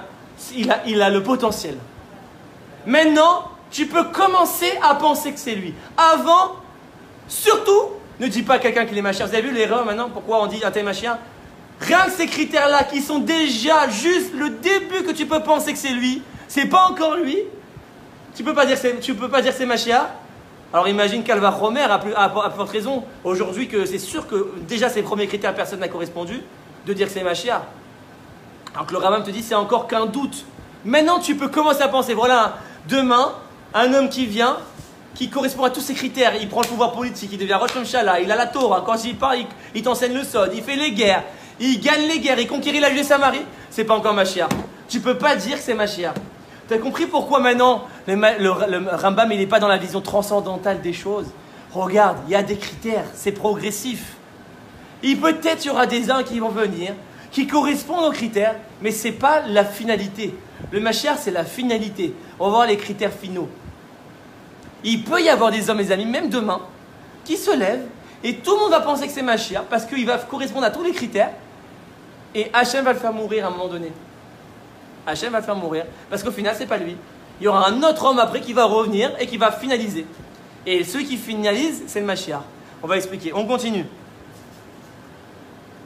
Im asa veitzliach. Si il a tenté de faire tout ça, donc de prendre le pouvoir politique, de faire les guerres, etc., et qu'il a réussi, donc on voit qu'il y en a qui peuvent échouer, et qu'il a réussi, c'est-à-dire qu'il gagne les guerres, il nous a débarrassé de tous les Palestiniens, il nous a reconquéri les terres, il a repris le mont du Temple, il nous a débarrassé de cette mosquée-là, il nous a débarrassé de tout ça, il enseigne la Torah et les gens le suivent, la majorité du peuple le suit. S'il a tout ça et qu'il réussit, donc on voit une réussite dans ses actions, et qu'il vainc de manière définitive tous les ennemis, les nations ennemies du juif, donc l'Iran, le Hezbollah, le Hamas, tout ça vont disparaître. Avec le Mashiach, c'est un homme qui va les détruire jusqu'au dernier. Il n'y aura pas un survivant. Le Mashiach, c'est un exterminator. C'est un exterminator. Il va nous débarrasser de tous nos ennemis jusqu'au dernier. C'est-à-dire, pas le peuple, il ne va pas détruire les peuples. C'est pas Hitler, le Mashiach. Les dirigeants politiques, c'est-à-dire nos ennemis, le Hamas, le Hezbollah, pas les peuples arabes. Il ne va pas tuer les hommes, les femmes, les enfants. C'est pas Hitler, le Mashiach. Sauf Amalek, oui, mais c'est-à-dire aujourd'hui le peuple d'Amalek n'existe plus, c'est juste l'idéologie amalécite. L'idéologie amalécite se trouve dans les dirigeants, c'est-à-dire le Hamas. Il va libérer les peuples eux-mêmes, les peuples arabes qui sont sous l'emprise du Hamas, du Hezbollah, etc. Il va les libérer en détruisant sans pitié tous ces ennemis-là. Bezrat Hashem, amen, que ça arrive très bientôt. Il va nous débarrasser jusqu'au dernier de nos ennemis. Ça, c'est un premier critère final du Mashiach. C'est-à-dire qu'il faut qu'il n'y ait plus un seul ennemi qui se lève contre le peuple juif. Si tu vois encore un ennemi qui se lève, ce n'est pas encore Mashiach. Il faut que le Mashiach, pour dire que quelqu'un est Mashiach, c'est qu'il nous a débarrassé jusqu'au dernier. Il n'y a plus un seul qui ose et qui dit je veux détruire le peuple juif. Plus un seul. C'est fini. Ou Bana Migdash Bimkomo, et qu'il a reconstruit le temple, ce qui n'est pas le cas aujourd'hui. S'il a reconstruit le temple, deuxième critère final, si tu vois un homme, alors aujourd'hui on a encore la conception transcendantale, le temple il va descendre du ciel. Oui, il y a une source qui dit, faut pas, en fait il y a une source qui dit, le Midrash Tantruma, qui est rapporté par Rashi et Tosfot dans une Gemara, dit Bet Hamikdash Ashlishi Ibane Bide Shamaim. Le troisième temple va se construire par les mains du ciel. Alors, si c'est entièrement contradictoire, apparemment. Et on va étudier, Baruch Hashem, on a des commentateurs. Il faut commenter, Rashi c'est un commentateur, mais il y a des commentateurs de Rashi. Oui.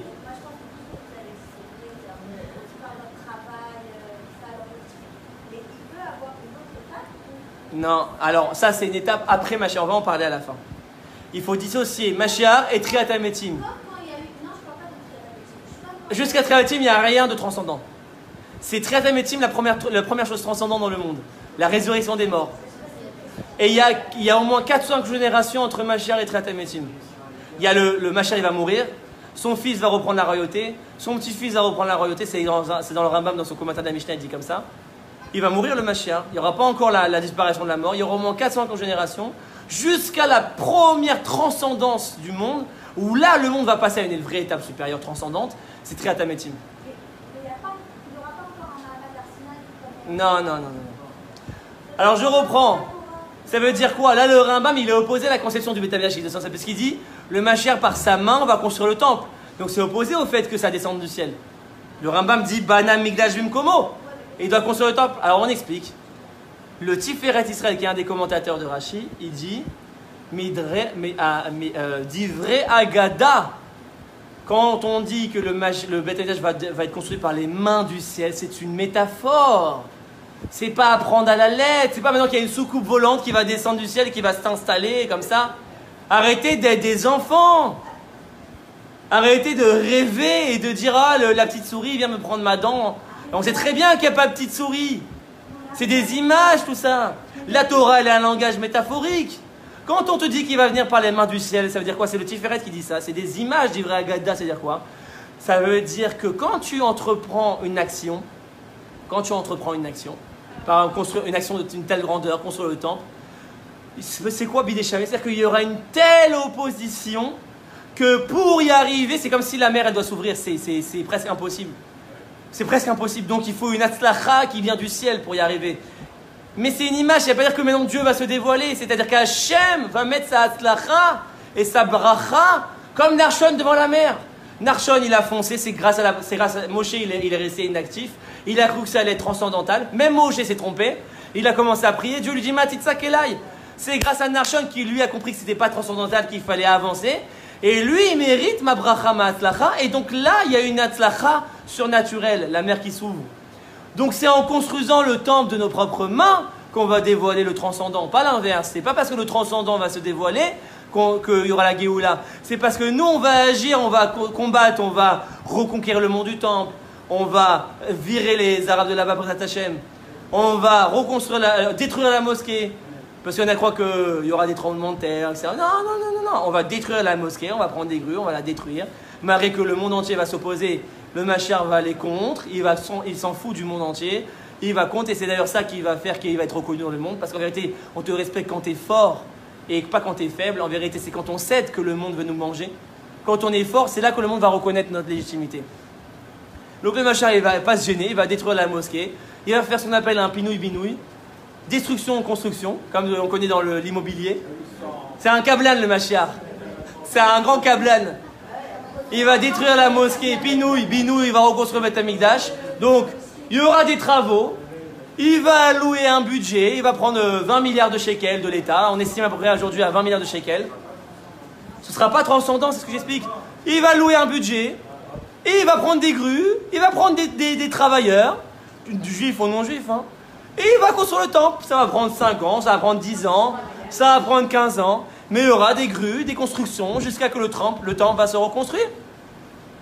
Ça va prendre 10 ans, 15 ans, je ne sais pas. Après, peut-être il va mettre toutes les meilleures équipes et les meilleurs ingénieurs dessus.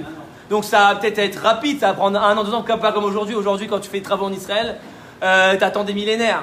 On te dit 3 ans, au final, c'est 13 ans. On t'a rajouté 10 ans entre-temps. Bah, au Rachel, les Israéliens, que Dieu les bénisse. Mais non, comme là il y aura les meilleurs, à mon avis ça va aller vite. 1 an, 2 ans, 3 ans, mais en tout cas, c'est une construction. Il va construire le 3e temple, il va réinstaurer les Kohanim. Aujourd'hui, vous savez, il y a une association en Israël qui a déjà recréé la formation des Kohanim. Ils appellent les Kohanim, ils les appellent à se former, ils apprennent les lois du temple. Aujourd'hui, il y a des juifs qui s'habillent en Kohanim, on leur donne les habits des Kohanim et on les forme. On leur apprend comment servir dans le temple, on leur réapprend les lois des Korbanot. Oui, c'est le Temple Institute. C'est américain, c'est le Rav Ariel d'Israël. C'est un grand Rav à Jérusalem aujourd'hui qui a construit une association, qui a reconstitué les ustensiles du Beth Amikdash, la menorah, le kinor, le misbéach. Il a tout reconstitué. Il y a un musée là-bas à côté du Kotel. Il a créé une formation pour les Kohanim qui veulent apprendre la Avoda. Un Kohen qui veut apprendre la Avoda, il peut se former. Une fois par semaine, il apprend comment ça va être. Après, quand il devra servir dans le temple. Donc tout est dans les voies naturelles. Vous comprenez ? Donc, non, ça c'est une autre image. Que Jérusalem va grandir et devenir tout Israël et Israël va devenir le monde entier. C'est une image. Ça veut dire que la culture du monde va être façonnée par Israël. En fait, Israël va devenir une telle puissance politique et internationale que tout le monde va se coucher. Il n'y aura plus d'États-Unis, il n'y aura plus de Russie, il n'y aura plus de Chine, il n'y aura plus d'Iran. Israël va être la première puissance mondiale qui va, comme les États-Unis aujourd'hui, qui façonne la culture internationale aujourd'hui, depuis 50 ans, 100 ans. Le capitalisme, Hollywood, les jeunes aujourd'hui sont façonnés par quelle culture? L'Amérique. C'est l'Amérique qui a façonné la culture du monde. Pourquoi? Parce que c'est l'Amérique qui a été la puissance internationale politique, économique, militaire. Les États-Unis ont façonné le monde par leur vision des choses. Et donc le monde entier, c'est pareil. Demain, Mashiach, il va reconstruire une telle puissance nationale, politique, etc., que le monde entier va devenir Israël. C'est-à-dire quoi? Pas au niveau physique, on n'est pas des dominateurs, on n'est pas des nazis, nous, on n'est pas suprémacistes. Non, on va façonner la culture du monde à l'image de la Torah. Même les Goïms, ils ont une Torah, les 7 mitzvot bénénoirs, et ça va être même au niveau moral. C'est-à-dire aujourd'hui, la politique ne gère pas le milieu moral. Aujourd'hui, on a décidé de séparer la religion de la politique. Aujourd'hui, la politique se mêle que du lieu public, pas du lieu privé. C'est-à-dire, chez toi, fais ce que tu veux. Tu veux te mettre en string, tu veux faire ce que tu veux te débaucher, tu veux...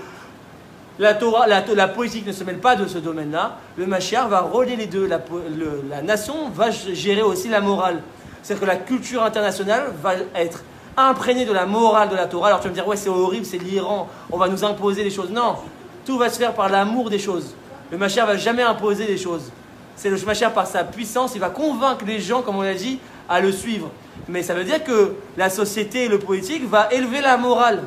C'est pour ça que le Mashiach il va façonner la morale du monde. Il va apprendre aux gens à s'éduquer, c'est tout. À se prendre en main au niveau moral, au niveau spirituel. Aujourd'hui, on dit il est interdit d'interdire, on fait ce qu'on veut. Et donc, ça donne tout et n'importe quoi. Aujourd'hui, c'est la cacophonie, c'est l'anarchie totale. Chacun fait ce qu'il veut, il n'y a plus d'ordre, il n'y a plus rien. C'est la destruction, c'est la guerre civile. Dans plusieurs pays aujourd'hui, c'est la guerre civile. Parce qu'il n'y a plus d'ordre, il n'y a plus de loi. On a interdit d'interdire.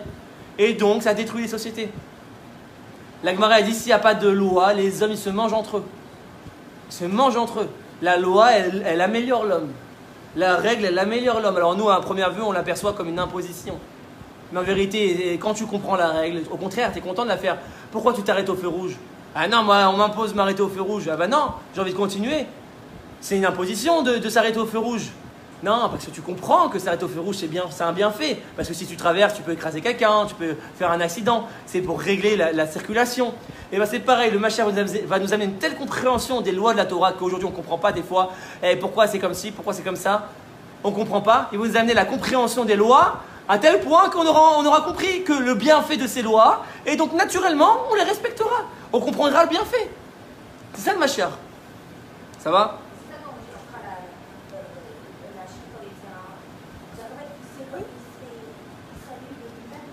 Voilà, c'est-à-dire qu'on va améliorer les mœurs, améliorer les sociétés, améliorer la morale. Et petit à petit, le Yetzirah va s'affiner, il ne va jamais disparaître. Quand on dit qu'il va faire la Shrita au Yetzirah, il ne va jamais disparaître totalement. C'est très important à comprendre parce que si le Yetzirah disparaît, qui disparaît avec?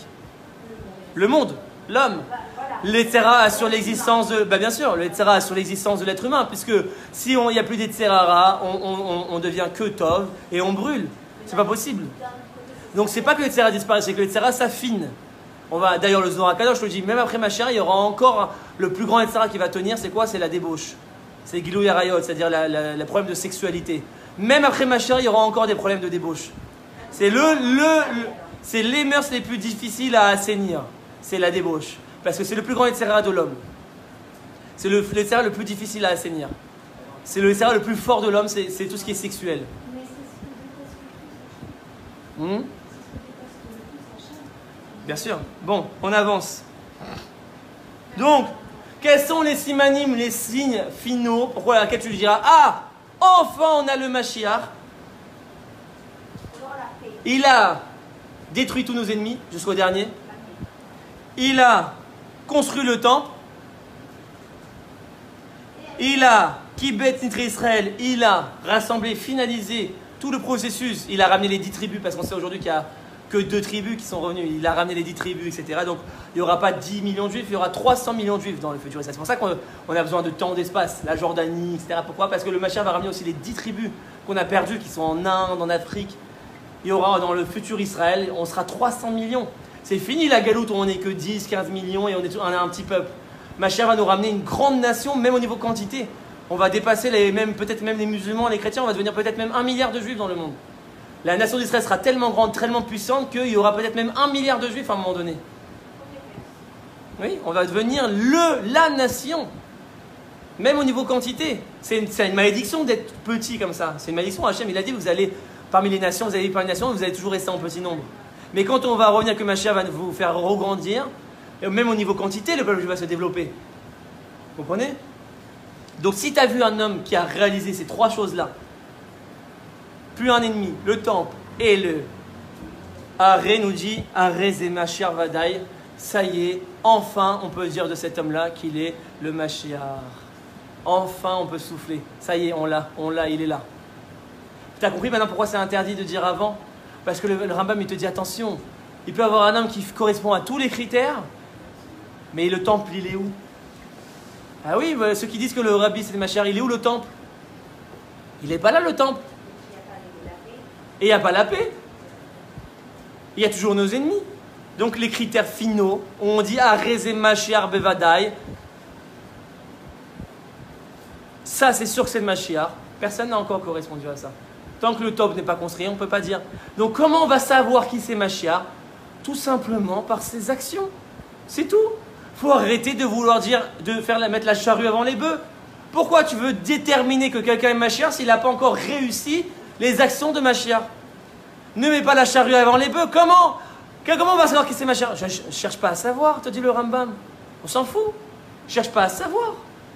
Quand tu verras ces critères-là, je t'ai donné des critères, tu pourras dire que c'est lui. Une fois qu'il y aura un dirigeant politique qui va faire tout ça, tous les rabbinim vont se réunir, ils vont faire une décision, ils vont dire voici notre Mashiach et il est reconnu.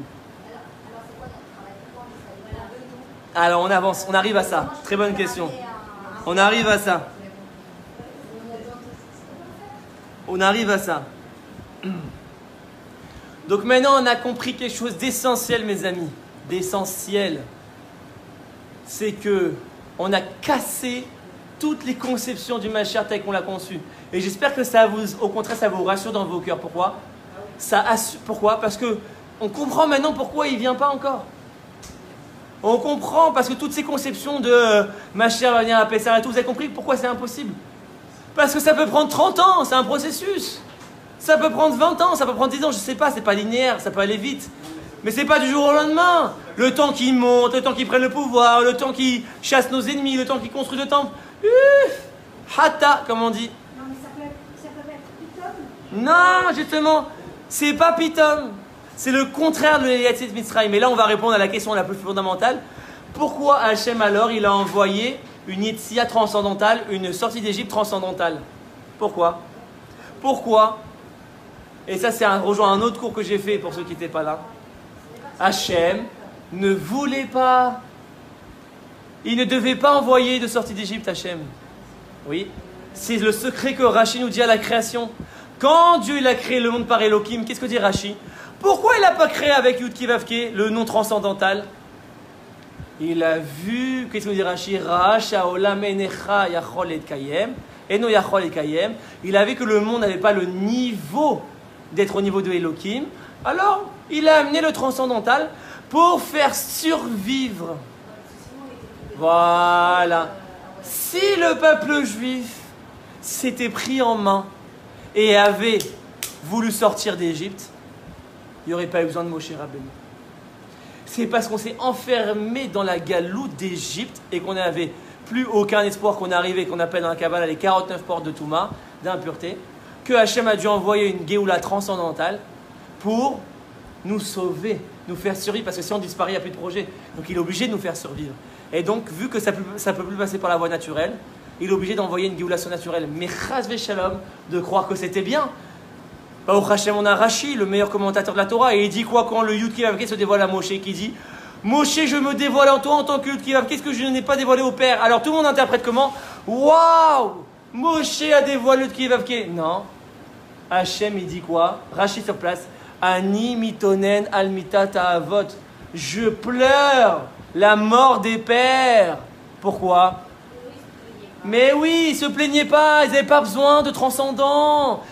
Comme ça, c'est dans le langage de Rashi. Emlo bikshu shemi veata bigashta ma shemecha. Eux, ils m'ont pas demandé c'est quoi mon nom transcendantal, le Yud Kei Vav Kei. Ça veut dire quoi? Ils n'ont pas eu besoin du Yud Kei Vav Kei. Donc c'est l'inverse, c'est pas extraordinaire. Hachem, il veut le contraire du transcendant. Hachem, il veut par la nature, par la voie des choses. C'est pour ça qu'il dit je pleure la mort des pères, parce que eux, c'était des gens extraordinaires. Ils se prenaient en main. C'est quoi la différence entre Abraham et Noach? Je nous dis.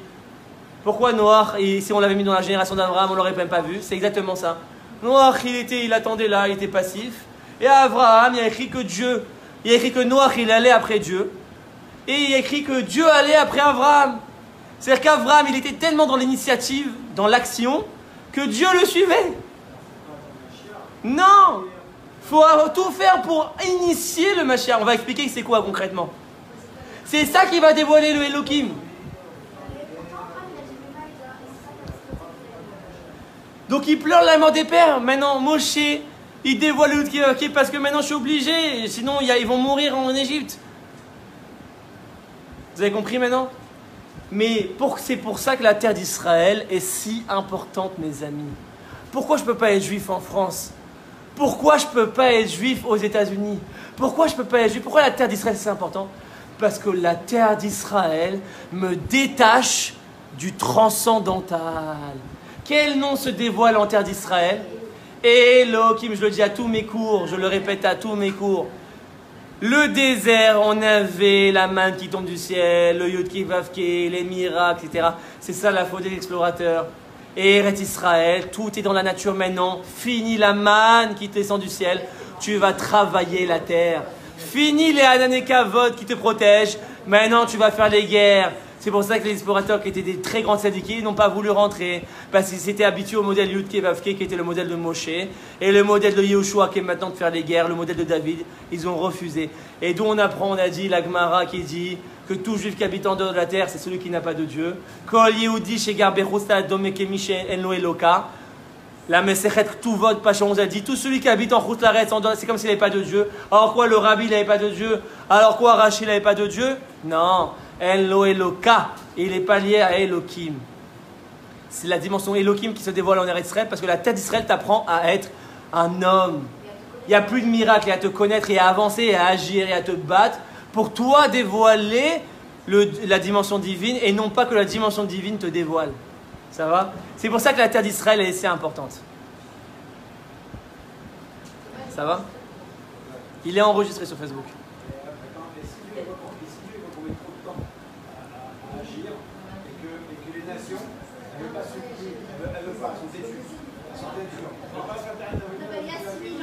C'est pour ça que il y a un Ben Yoyada, c'est un commentateur de la Gemara, qui nous dit, d'ailleurs il dit explicitement que le Beth Amikdash va être construit avant la Mashiach.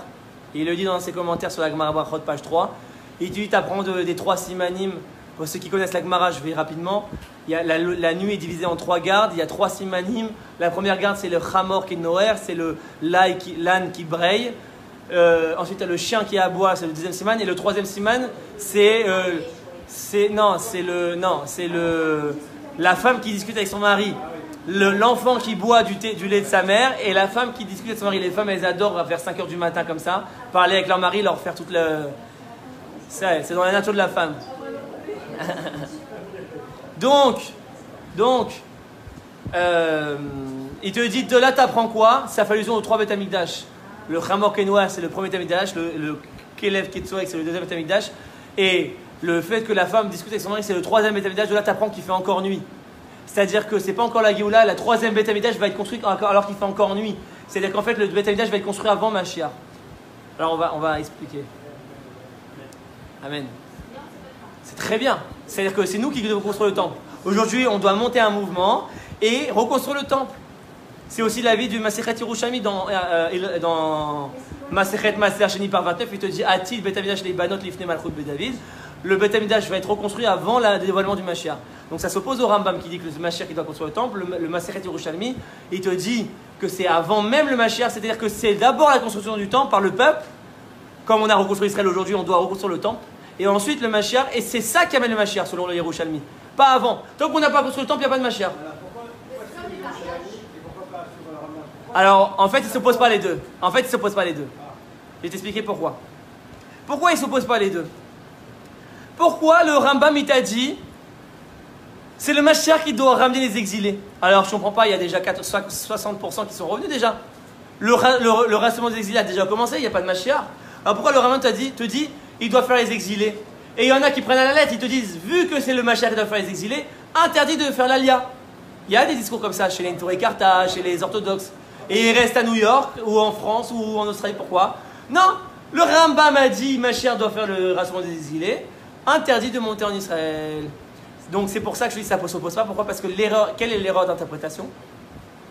C'est qu'ils n'ont pas le commentaire principal qui dit un principe fondamental dans la Torah. C'est un Midrash qui le dit, et c'est amené par Gemara aussi. Mitzvah al Shem Gomra. C'est un principe fondamental dans la Torah, dans toute la vie, pas que pour ce sujet-là. Une mitzvah est attribuée qu'à celui qui la termine. C'est-à-dire maintenant, si tu organises une séouda et qu'il y a une personne, elle vient, tu lui donnes le paquet de chips et tu le poses, et qu'elle le pose, c'est le dernier paquet de chips, toute la séouda, elle est attribuée à lui. Tout le mérite à lui. Parce qu'il a fait 1% qui a complété les 100%. Tant que tu as fait 89%, tu n'as pas complété la mitzvah, donc le mérite n'est pas encore réel. Le vrai mérite, c'est celui qui finit. C'est un principe fondamental dans la Torah. Il faut être le terminateur. Ça ne se dit pas en français, je sais, mais vous avez compris. celui qui termine.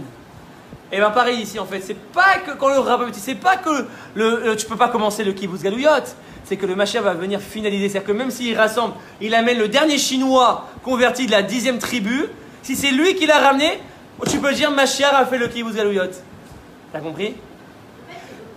Si t'as... Non, c'est pas un converti de Mashiach. Le Rambam il dit, il vient, non. Le Mashiach il descend de David. Sa mère doit être juive au Mashiach. Ça ne veut pas dire que les convertis sont mauvais, Chas Shalom. Les convertis sont des très grands. Simplement, pour être Mashiach, un converti ne peut pas être Mashiach. Donc, je reviens au principe. Comment tu peux concilier le Masechet Yerushalmi qui te dit on va construire le temple avant Mashiach et le Mashiach, le Rambam qui dit Mashiach doit faire la construction du temple? Très simple, grâce à ce principe. En fait, le peuple va reconstruire le temple et le Mashiach va venir finaliser le temple, il va amener les dernières retouches parce qu'on sait qu'il y a des retouches spéciales qui sont différentes des deux premiers et second temples. Par exemple, on va mettre du fer. Dans le premier temple, le deuxième temple, il n'y avait pas de fer, il n'y avait pas de barzel. Dans le troisième temple, il y aura certaines choses qui sont faites en fer. Il y a des détails comme ça que seul le Mashiach a la connaissance.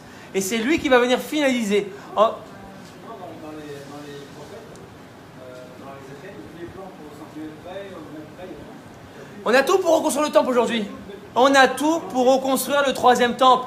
Ça ne dépend que de notre volonté politique. C'est tout. Il ne va pas descendre du ciel. Demain, voilà, je vous donne un exemple. Prenez Bibi. Imaginons, je ne sais pas par quel miracle, vous écoutez, Bibi demain, il met une kippa. Il commence à enseigner la Torah, on ne sait pas comment, il commence à enseigner la Torah. Il reconquérit le monde du temple. Il reconstruit le temple. Et bien Bibi, c'est Mashiach, tout simplement.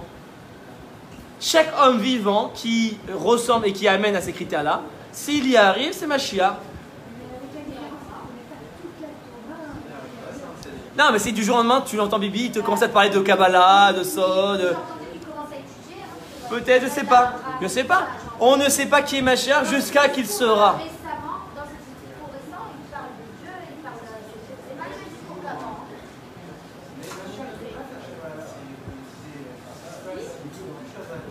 Évidemment qu'il fait Shabbat le Mashiach, c'est impossible.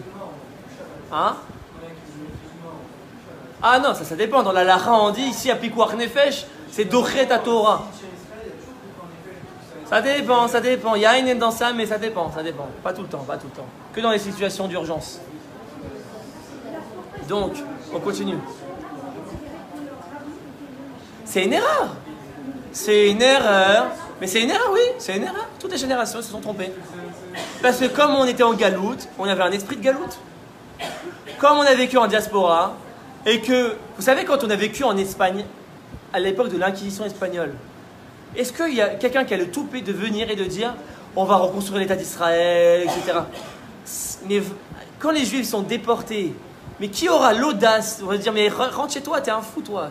Tu nous fais rêver des choses qui sont inimaginables. Donc on a eu besoin d'une Géoula transcendantale, c'est A plus B. Quand on n'a pas les moyens de physique, apparemment selon nos yeux c'est impossible. On est en plein milieu de la galoute et on est dominé par les goïs, mais on est même plus, on est à la tête baissée comme des chiens. Qu'est-ce que tu vas parler de reconstruire un pouvoir politique, un pouvoir économique, l'armée, etc. C'est même pas inimaginable. Alors tu t'es construit un fantasme. C'est pour ça que tout le monde a dit mon Rabbi Mashiach, mon Rabbi Mashiach. Pourquoi? Parce qu'ils se sont construits un fantasme. C'est un fantasme. Aujourd'hui c'est réel, tu comprends mon message, pourquoi? Parce que tu vis, tu es là, tu es en terre d'Israël, tu vis ça. Tu vois Tsahal, tu vois l'armée, tu vois le pouvoir politique. Il y a 100 ans, c'était beaucoup plus difficile à croire. Aujourd'hui, ça vous parle parce qu'aujourd'hui, on voit que c'est possible. Aujourd'hui, en vérité, ça dépend que d'une loi. Imaginez quelqu'un, il va à la Knesset, il fait passer une loi, ça y est, on reconstruit le temple. On reconstruit le temple, ça y est. Une loi politique, c'est tout. On n'est qu'à une loi politique de reconstruire le temple. C'est pas du tout une utopie, c'est pas loin. C'est à une loi.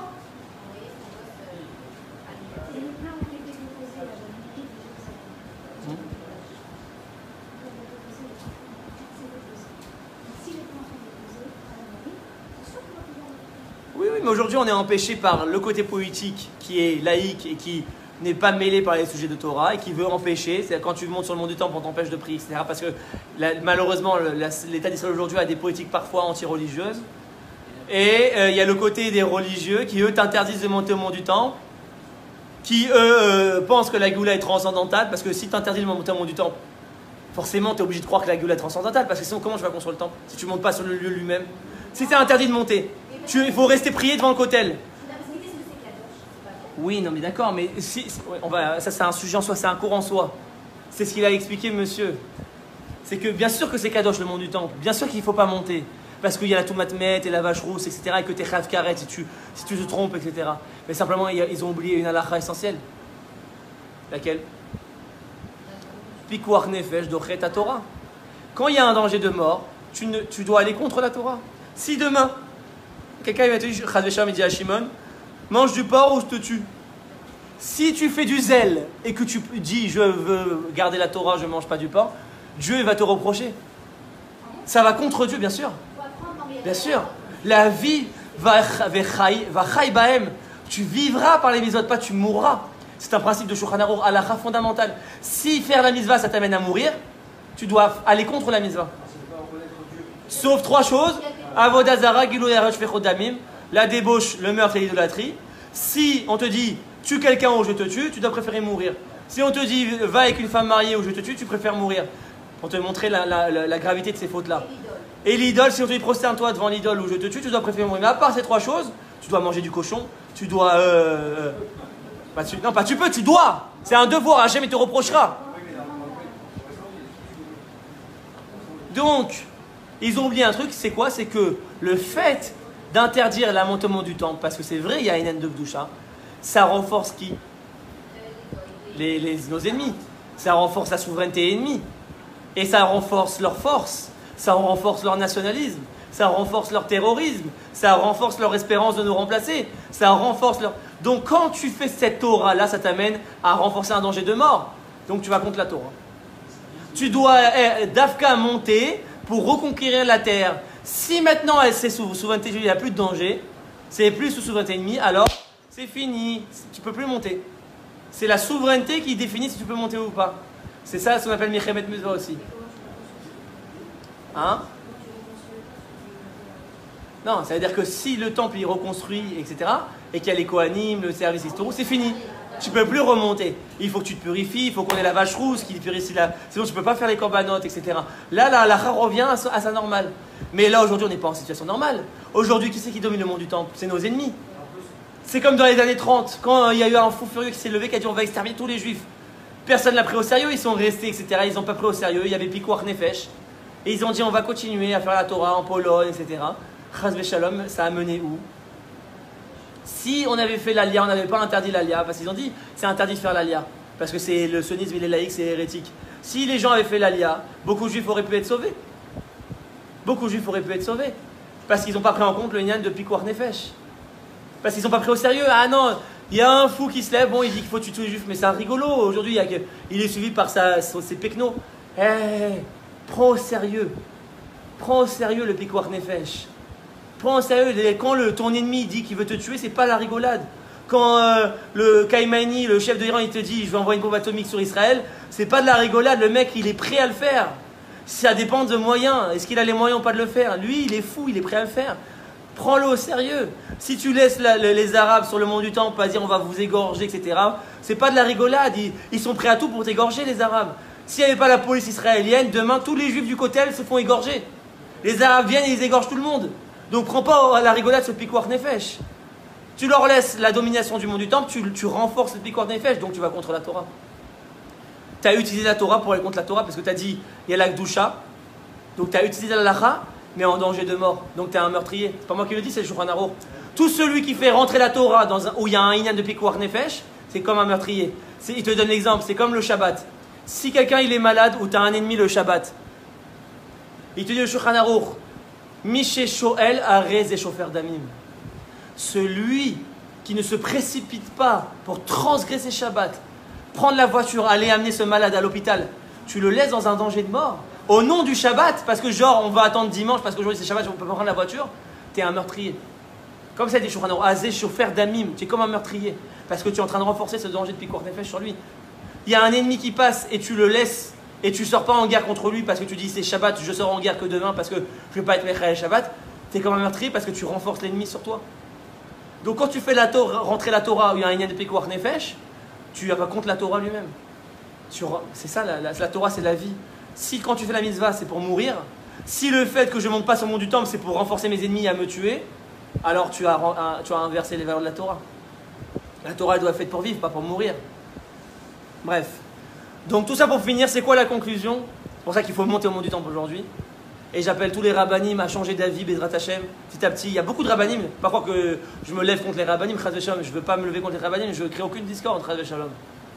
Il y a beaucoup de rabbanim aujourd'hui qui autorisent la montée au mont du temple. Alors c'est vrai, pas encore les grands gdolim, mais il y a beaucoup de rabbanim aujourd'hui, et je peux citer des noms qui montent au mont du temple. Et qui appellent à monter au mont du temple. Et il faut monter, et j'appelle les rabbanim à non, il y a une vraie marloquette là-dessus. Et j'appelle les rabbanim à changer d'avis aujourd'hui. Il faut... À monter juste pour fouler le sol déjà. La première présence, c'est déjà de fouler le sol. Déjà d'être absent du sol, c'est déjà une forme d'absence. Ça veut dire que c'est à nous. La souveraineté commence par le fait de fouler le sol. Le Rambam te dit Kol mi sheolech arba amot be'eretz Israël zoché le'olam haba. Tout celui qui marche 4 pas en Eretz Israël mérite le monde futur. Pourquoi? Qu'est-ce qu'il y a de si grand de marcher 4 pas? Parce que tu montres que c'est chez toi. Comment tu... L'absence justifie. L'absence justifie. Quand tu mets les pieds, déjà c'est une forme de présence, c'est une forme de souveraineté. Donc quand tu montes pas sur le temps, même si aujourd'hui c'est vrai, tu peux pas faire la guerre parce que tu peux pas prendre les armes parce que voilà, il y a les ennemis, la police israélienne qui t'empêche. Alors il faut mener un combat politique pour changer la politique et on arrivera. Mais déjà le fait de monter, de dire c'est chez moi, déjà tu es dans une inyan de renforcement de la souveraineté juive. Et donc c'est ce que la volonté d'Hachem, c'est évident que c'est la volonté d'Hachem. Voilà, c'est du chilul Hachem. Exactement, c'est le plus grand chilul Hachem. Alors ils te disent oui, mais les rabbanim, la Gemara Sanhedrin, ils te dit Bema comme chez Eshbo chilul Hachem, en cholkin kvod la rav. Quand tu as un chilul Hachem, tu n'as pas besoin de demander l'autorisation au rav. Tu peux aller toi-même effacer ce chilul Hachem. De qui on l'apprend? Pinchas, Chazak, il y a quelqu'un de très érudit ici. Pinchas qui a été tué Zimri alors que Moshe lui-même n'a pas réagi. Alors bien sûr, il a été demandé l'avis de Moshe. C'était pas Korah, Pinchas. Il n'a pas voulu couper l'autorité de Moshe. Pinchas, c'est le tikkun de Korah.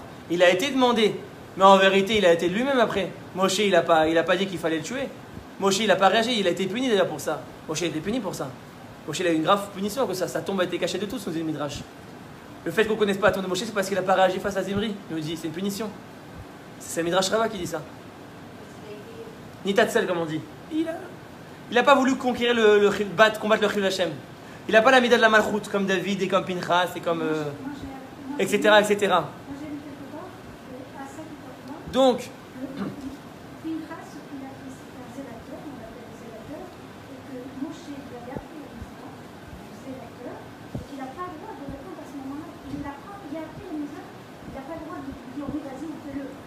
non, il laisse. Il laisse. Ouais. Il est obligé de laisser, exactement. Des fois ça marche, des fois ça marche pas. Parce qu'il a laissé les explorateurs par exemple, ça n'a pas marché. Et des fois il a laissé Pinchas, ça a marché. Donc Moshe il laisse. C'est pas qu'il est d'accord ou pas d'accord, c'est qu'il laisse l'initiative. Des fois ça marche, des fois ça marche pas. Conclusion de ce cours. Ah, on a parlé, c'était quoi la question? Bah c'est ça la conclusion. Qu'est-ce qu'on doit faire pour amener Mashiach? Donc, conclusion du cours, pourquoi Mashiach n'est pas venu? C'est parce que c'est pas transcendantal. Il faut changer complètement de conception de ce que c'est Mashiach. Ça dépend de notre travail. Et Mashiach, il attend notre travail. Quel est notre travail? Donc, il y en a qui vont te dire, améliore tes midot. Ce qui est vrai, hein. Il y en a qui vont te dire, renforce-toi dans les mitzvot. Ce qui est vrai. Renforce-toi dans la tchouva. Ce qui est vrai. Renforce-toi dans la Torah, ce qui est vrai. Renforce-toi dans tout ce qui est Kodesh, c'est vrai. Mais c'est faux. Ça n'amène pas Mashiach. Pourquoi? Ça ne suffit pas, exactement. Pourquoi? Parce que la Kabbalah te dit il y a deux notions. Il y a le Yesod et la Malchut. Et cet exemple, j'adore le ramener dans tous mes cours. C'est comme dans une construction, d'un binyan. Tu as les fondations et tu as la construction. La fondation, c'est ce qui permet la construction. Mais il faut construire, tu es d'accord? Ce n'est pas les fondations qui vont faire apparaître magiquement les constructions. Mais si tu construis sans les fondations, qu'est-ce qui se passe? Tout s'écroule. La Torah, les mitzvot, les midot, la Kedusha, tout ce Inyan qu'on connaît jusqu'à aujourd'hui, de se renforcer dans ça, c'est le Yesod. C'est les fondations. Sans ça, toute construction s'écroule. Tu ne peux pas construire et aller vers Mashiach et la Malchut et la construction politique s'il n'y a pas une fondation de Gdusha. Ça va finir par s'écrouler. Même si au départ ça marche, à un moment donné c'est limité. Et d'ailleurs même, je vous dis, même le sionisme aujourd'hui, il est limité. On le voit, pourquoi? Parce qu'il n'a pas une fondation de Torah. Il est limité, il ne peut pas aller vers le grand Israël, il ne peut pas aller vers... Ils font des erreurs de jugement, ils reviennent en arrière, ils s'occidentalisent, etc. Pourquoi? Parce qu'à la base, le binyan n'avait pas de yesod de Torah. Donc, le binyan a marché jusqu'à une certaine limite où ça va commencer à s'écrouler. Aujourd'hui, je vous le dis, le sionisme va commencer à s'écrouler parce que d'ici dans les années à venir, c'est la Torah qui va commencer à prendre le pouvoir politique en Israël. Mais ça ne veut pas dire que c'était mauvais, ça a été une étape. Donc, la Torah, c'est le yesod fondamental. Sans Torah, il n'y a aucune construction. Mais à l'inverse, si tu restes que dans la Torah, tu ne construis rien. C'est pour ça que je vous dis, c'est faux de dire que les midot, la mitzvot, tout, tu peux mettre tes tefs tous les jours, tu peux faire ce que tu veux. Le peuple juif, comme on dit souvent, on dit ils font Shabbat. Imaginons que tout le peuple fait Shabbat, comme on dit souvent, on dit ici, ouais, 2 Shabbats de suite et ma chère tout de suite. Encore une fois, on est dans une vision transcendantale des choses. C'est faux, c'est faux. Moi, je dirais qu'il y a 3 choses. Il faut les 3 choses Charles. Hein? Tiens le monde, pas se construit. Tu as compris? Non. Tiens, il faut faire attention au med. Non. Le yesod. Le yesod. Oui. Et ça suffit pas, ça ne ramène pas ma chère. Même le social ne ramène pas ma chère. Même si tous les pauvres, tu les as aidés. C'est faux. Oui, c'est faux. Le Gimilut Rasadim, Avoda, et c'est-à-dire les Tfilot et Torah, c'est sur ça tient le monde. Omed, c'est le Yesod.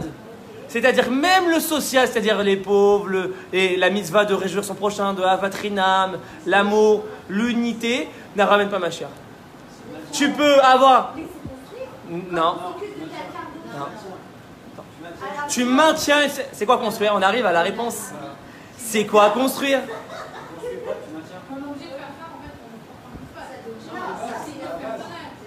C'est la base.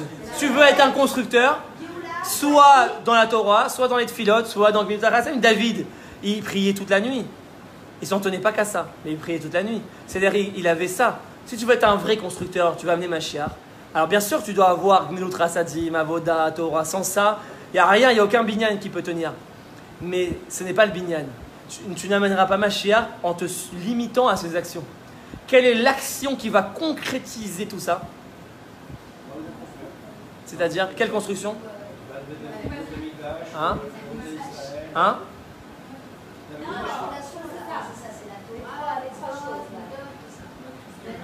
Allez, on laisse un peu le suspense. Dévoiler Hachem.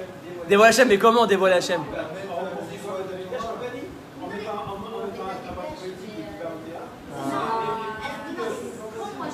Qu'est-ce qu'on a dit depuis tout à l'heure? Non, le Beth Amikdash, la reconstruction du Beth Amikdash, c'est qu'un élément de Mashiach. La politique, Chazak, la politique, dans le bon sens du terme, pas dans le sens justement corrompu, etc. Par l'engagement politique. C'est-à-dire quoi? Comment tu amènes Mashiach? Quand tu amènes la Torah au niveau politique. Pourquoi? C'est très simple à comprendre. Et je donne encore à chaque fois dans mes cours cette image. Tu as une fontaine. Ok? Tu arrives, tu as une fontaine d'eau. En haut de la fontaine, tu as un homme avec une baril de boue qui fait descendre la boue. La boue, elle descend, elle descend. Toi, tu arrives en bas pour te baigner à chaque fois. Donc, en maillot de bain, tu arrives en maillot de signout, bien sûr, pour te baigner. Et là, c'est quoi le problème? Il y a plein de boue dans la fontaine. Donc, qu'est-ce que tu vas faire? Torah, Tfila, Midot, Gemilut Rasadim. Tu vas travailler la boue. Tu vas changer tes Midot. Mais c'est au niveau individuel. Mais le problème, c'est quoi? C'est que malgré toute la Torah que tu fais, malgré toute la tchouva que tu fais, malgré tout le travail des Midot que tu fais, malgré tout le social que tu fais, malgré toute la vatrem que tu fais, ça reste extérieur au système. La boue, elle est toujours là. Le mec qui est en haut avec son baril de boue, il est toujours là, donc ton travail, il est infini. C'est pour ça qu'il n'y a pas Mashiach. Parce qu'il y a toujours l'impureté, l'influence des réseaux sociaux qui viennent pourrir l'esprit du juif, qui viennent rendre nos enfants impurs, qui les amènent dans une mentalité impure. Tu vois, regarde, le rabbi il est venu, malgré tout ça, tu as toujours la mafia, tu as toujours la corruption, tu as toujours la débauche, le monde est toujours aussi pourri. Pourtant, le rabbi il est venu, il a dévoilé la tchouva. Eh ben non, le monde il n'a pas changé. Dans son intériorité, il n'y a pas la Géoula. Pourquoi? Parce que le rabbi c'est un travail qui se limite à la Torah, au mitzvot. C'est tout. Il n'y a pas une révolution politique du système, des lois, de la société. C'est-à-dire dans quelle société je grandis? Le Mashiach va changer la société complètement. Comprenez? Les lois, elles vont changer. Donc, un enfant, il va naître.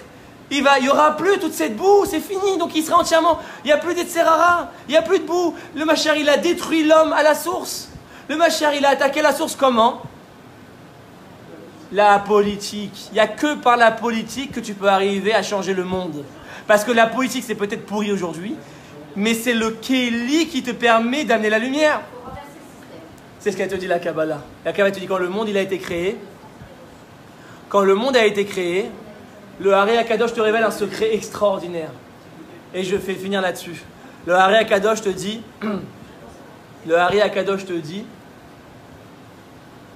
quand le monde a été créé, il y a eu une brisure du réceptacle.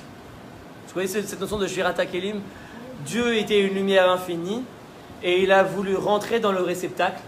Et le réceptacle n'a pas supporté la lumière, il s'est brisé, donc la lumière en est ressortie. C'est des images, tout ça, bien sûr. Qu'est-ce qui s'est passé? Vu que la lumière est sortie du réceptacle, qu'est-ce qui s'est passé? C'est ce que nous dit la Gemara. Quand Yosef il a été jeté dans le puits, il a écrit Ve'abor rek en bo maïm. Et le puits il est vide et il n'y a pas d'eau. La Gemara te pose la question. S'il est vide, c'est forcé qu'il n'y a pas d'eau. Pourquoi la Gemara te répète? Le verset te répète. S'il est vide, il n'y a pas d'eau. S'il est vide, je sais qu'il n'y a pas d'eau. Non. En bo maïm aval akrashim venachashim yeshbo. Il n'y a pas d'eau, mais il y a des scorpions et des serpents. C'est-à-dire quoi? C'est-à-dire que quand le réceptacle est vide, c'est là qu'il amène les forces du mal en lui. Mais en vérité, le but, c'est que le réceptacle soit utilisé pour la lumière. C'est-à-dire quoi? La politique, c'est le réceptacle. C'est les lois, c'est la société qui façonne la société. Aujourd'hui, c'est pourri. Pourquoi? Que parce qu'il n'y a pas de Torah, il n'y a pas de lumière. Mais une fois que tu vas ramener la Torah dans la politique, tu vas nettoyer la politique et tu vas utiliser la politique, c'est-à-dire le réceptacle, qui est en vérité le plus haut niveau de purification du monde, puisque tu vas commencer à purifier la société dans son intériorité parce que tu vas changer les lois. Donc tu vas façonner une nouvelle société et tu vas façonner une nouvelle éducation. Les enfants qui vont naître, ils vont aller à l'école avec des nouveaux professeurs qui enseignent des nouvelles choses, des nouveaux concepts. Comme je l'ai dit, la yeshiva et la fac vont se réunir. Il n'y a plus la yeshiva et l'université. Voilà. Donc, comment on amène Mashiach? Par un engagement politique, mes amis. Et le Mashiach attend qu'on s'engage, parce que c'est ce qui s'est passé avec le sionisme. Comment on a eu l'État d'Israël? Grâce à des Juifs. Peut-être qu'il n'y avait pas la religion à l'époque, donc ça fait qu'aujourd'hui ils sont limités, parce qu'ils font un yesod de Torah. Mais malgré tout, ils se sont engagés, ils ont fait les guerres, ils sont venus, ils ont sacrifié tout, ils ont mangé de la caillasse, ils ont mangé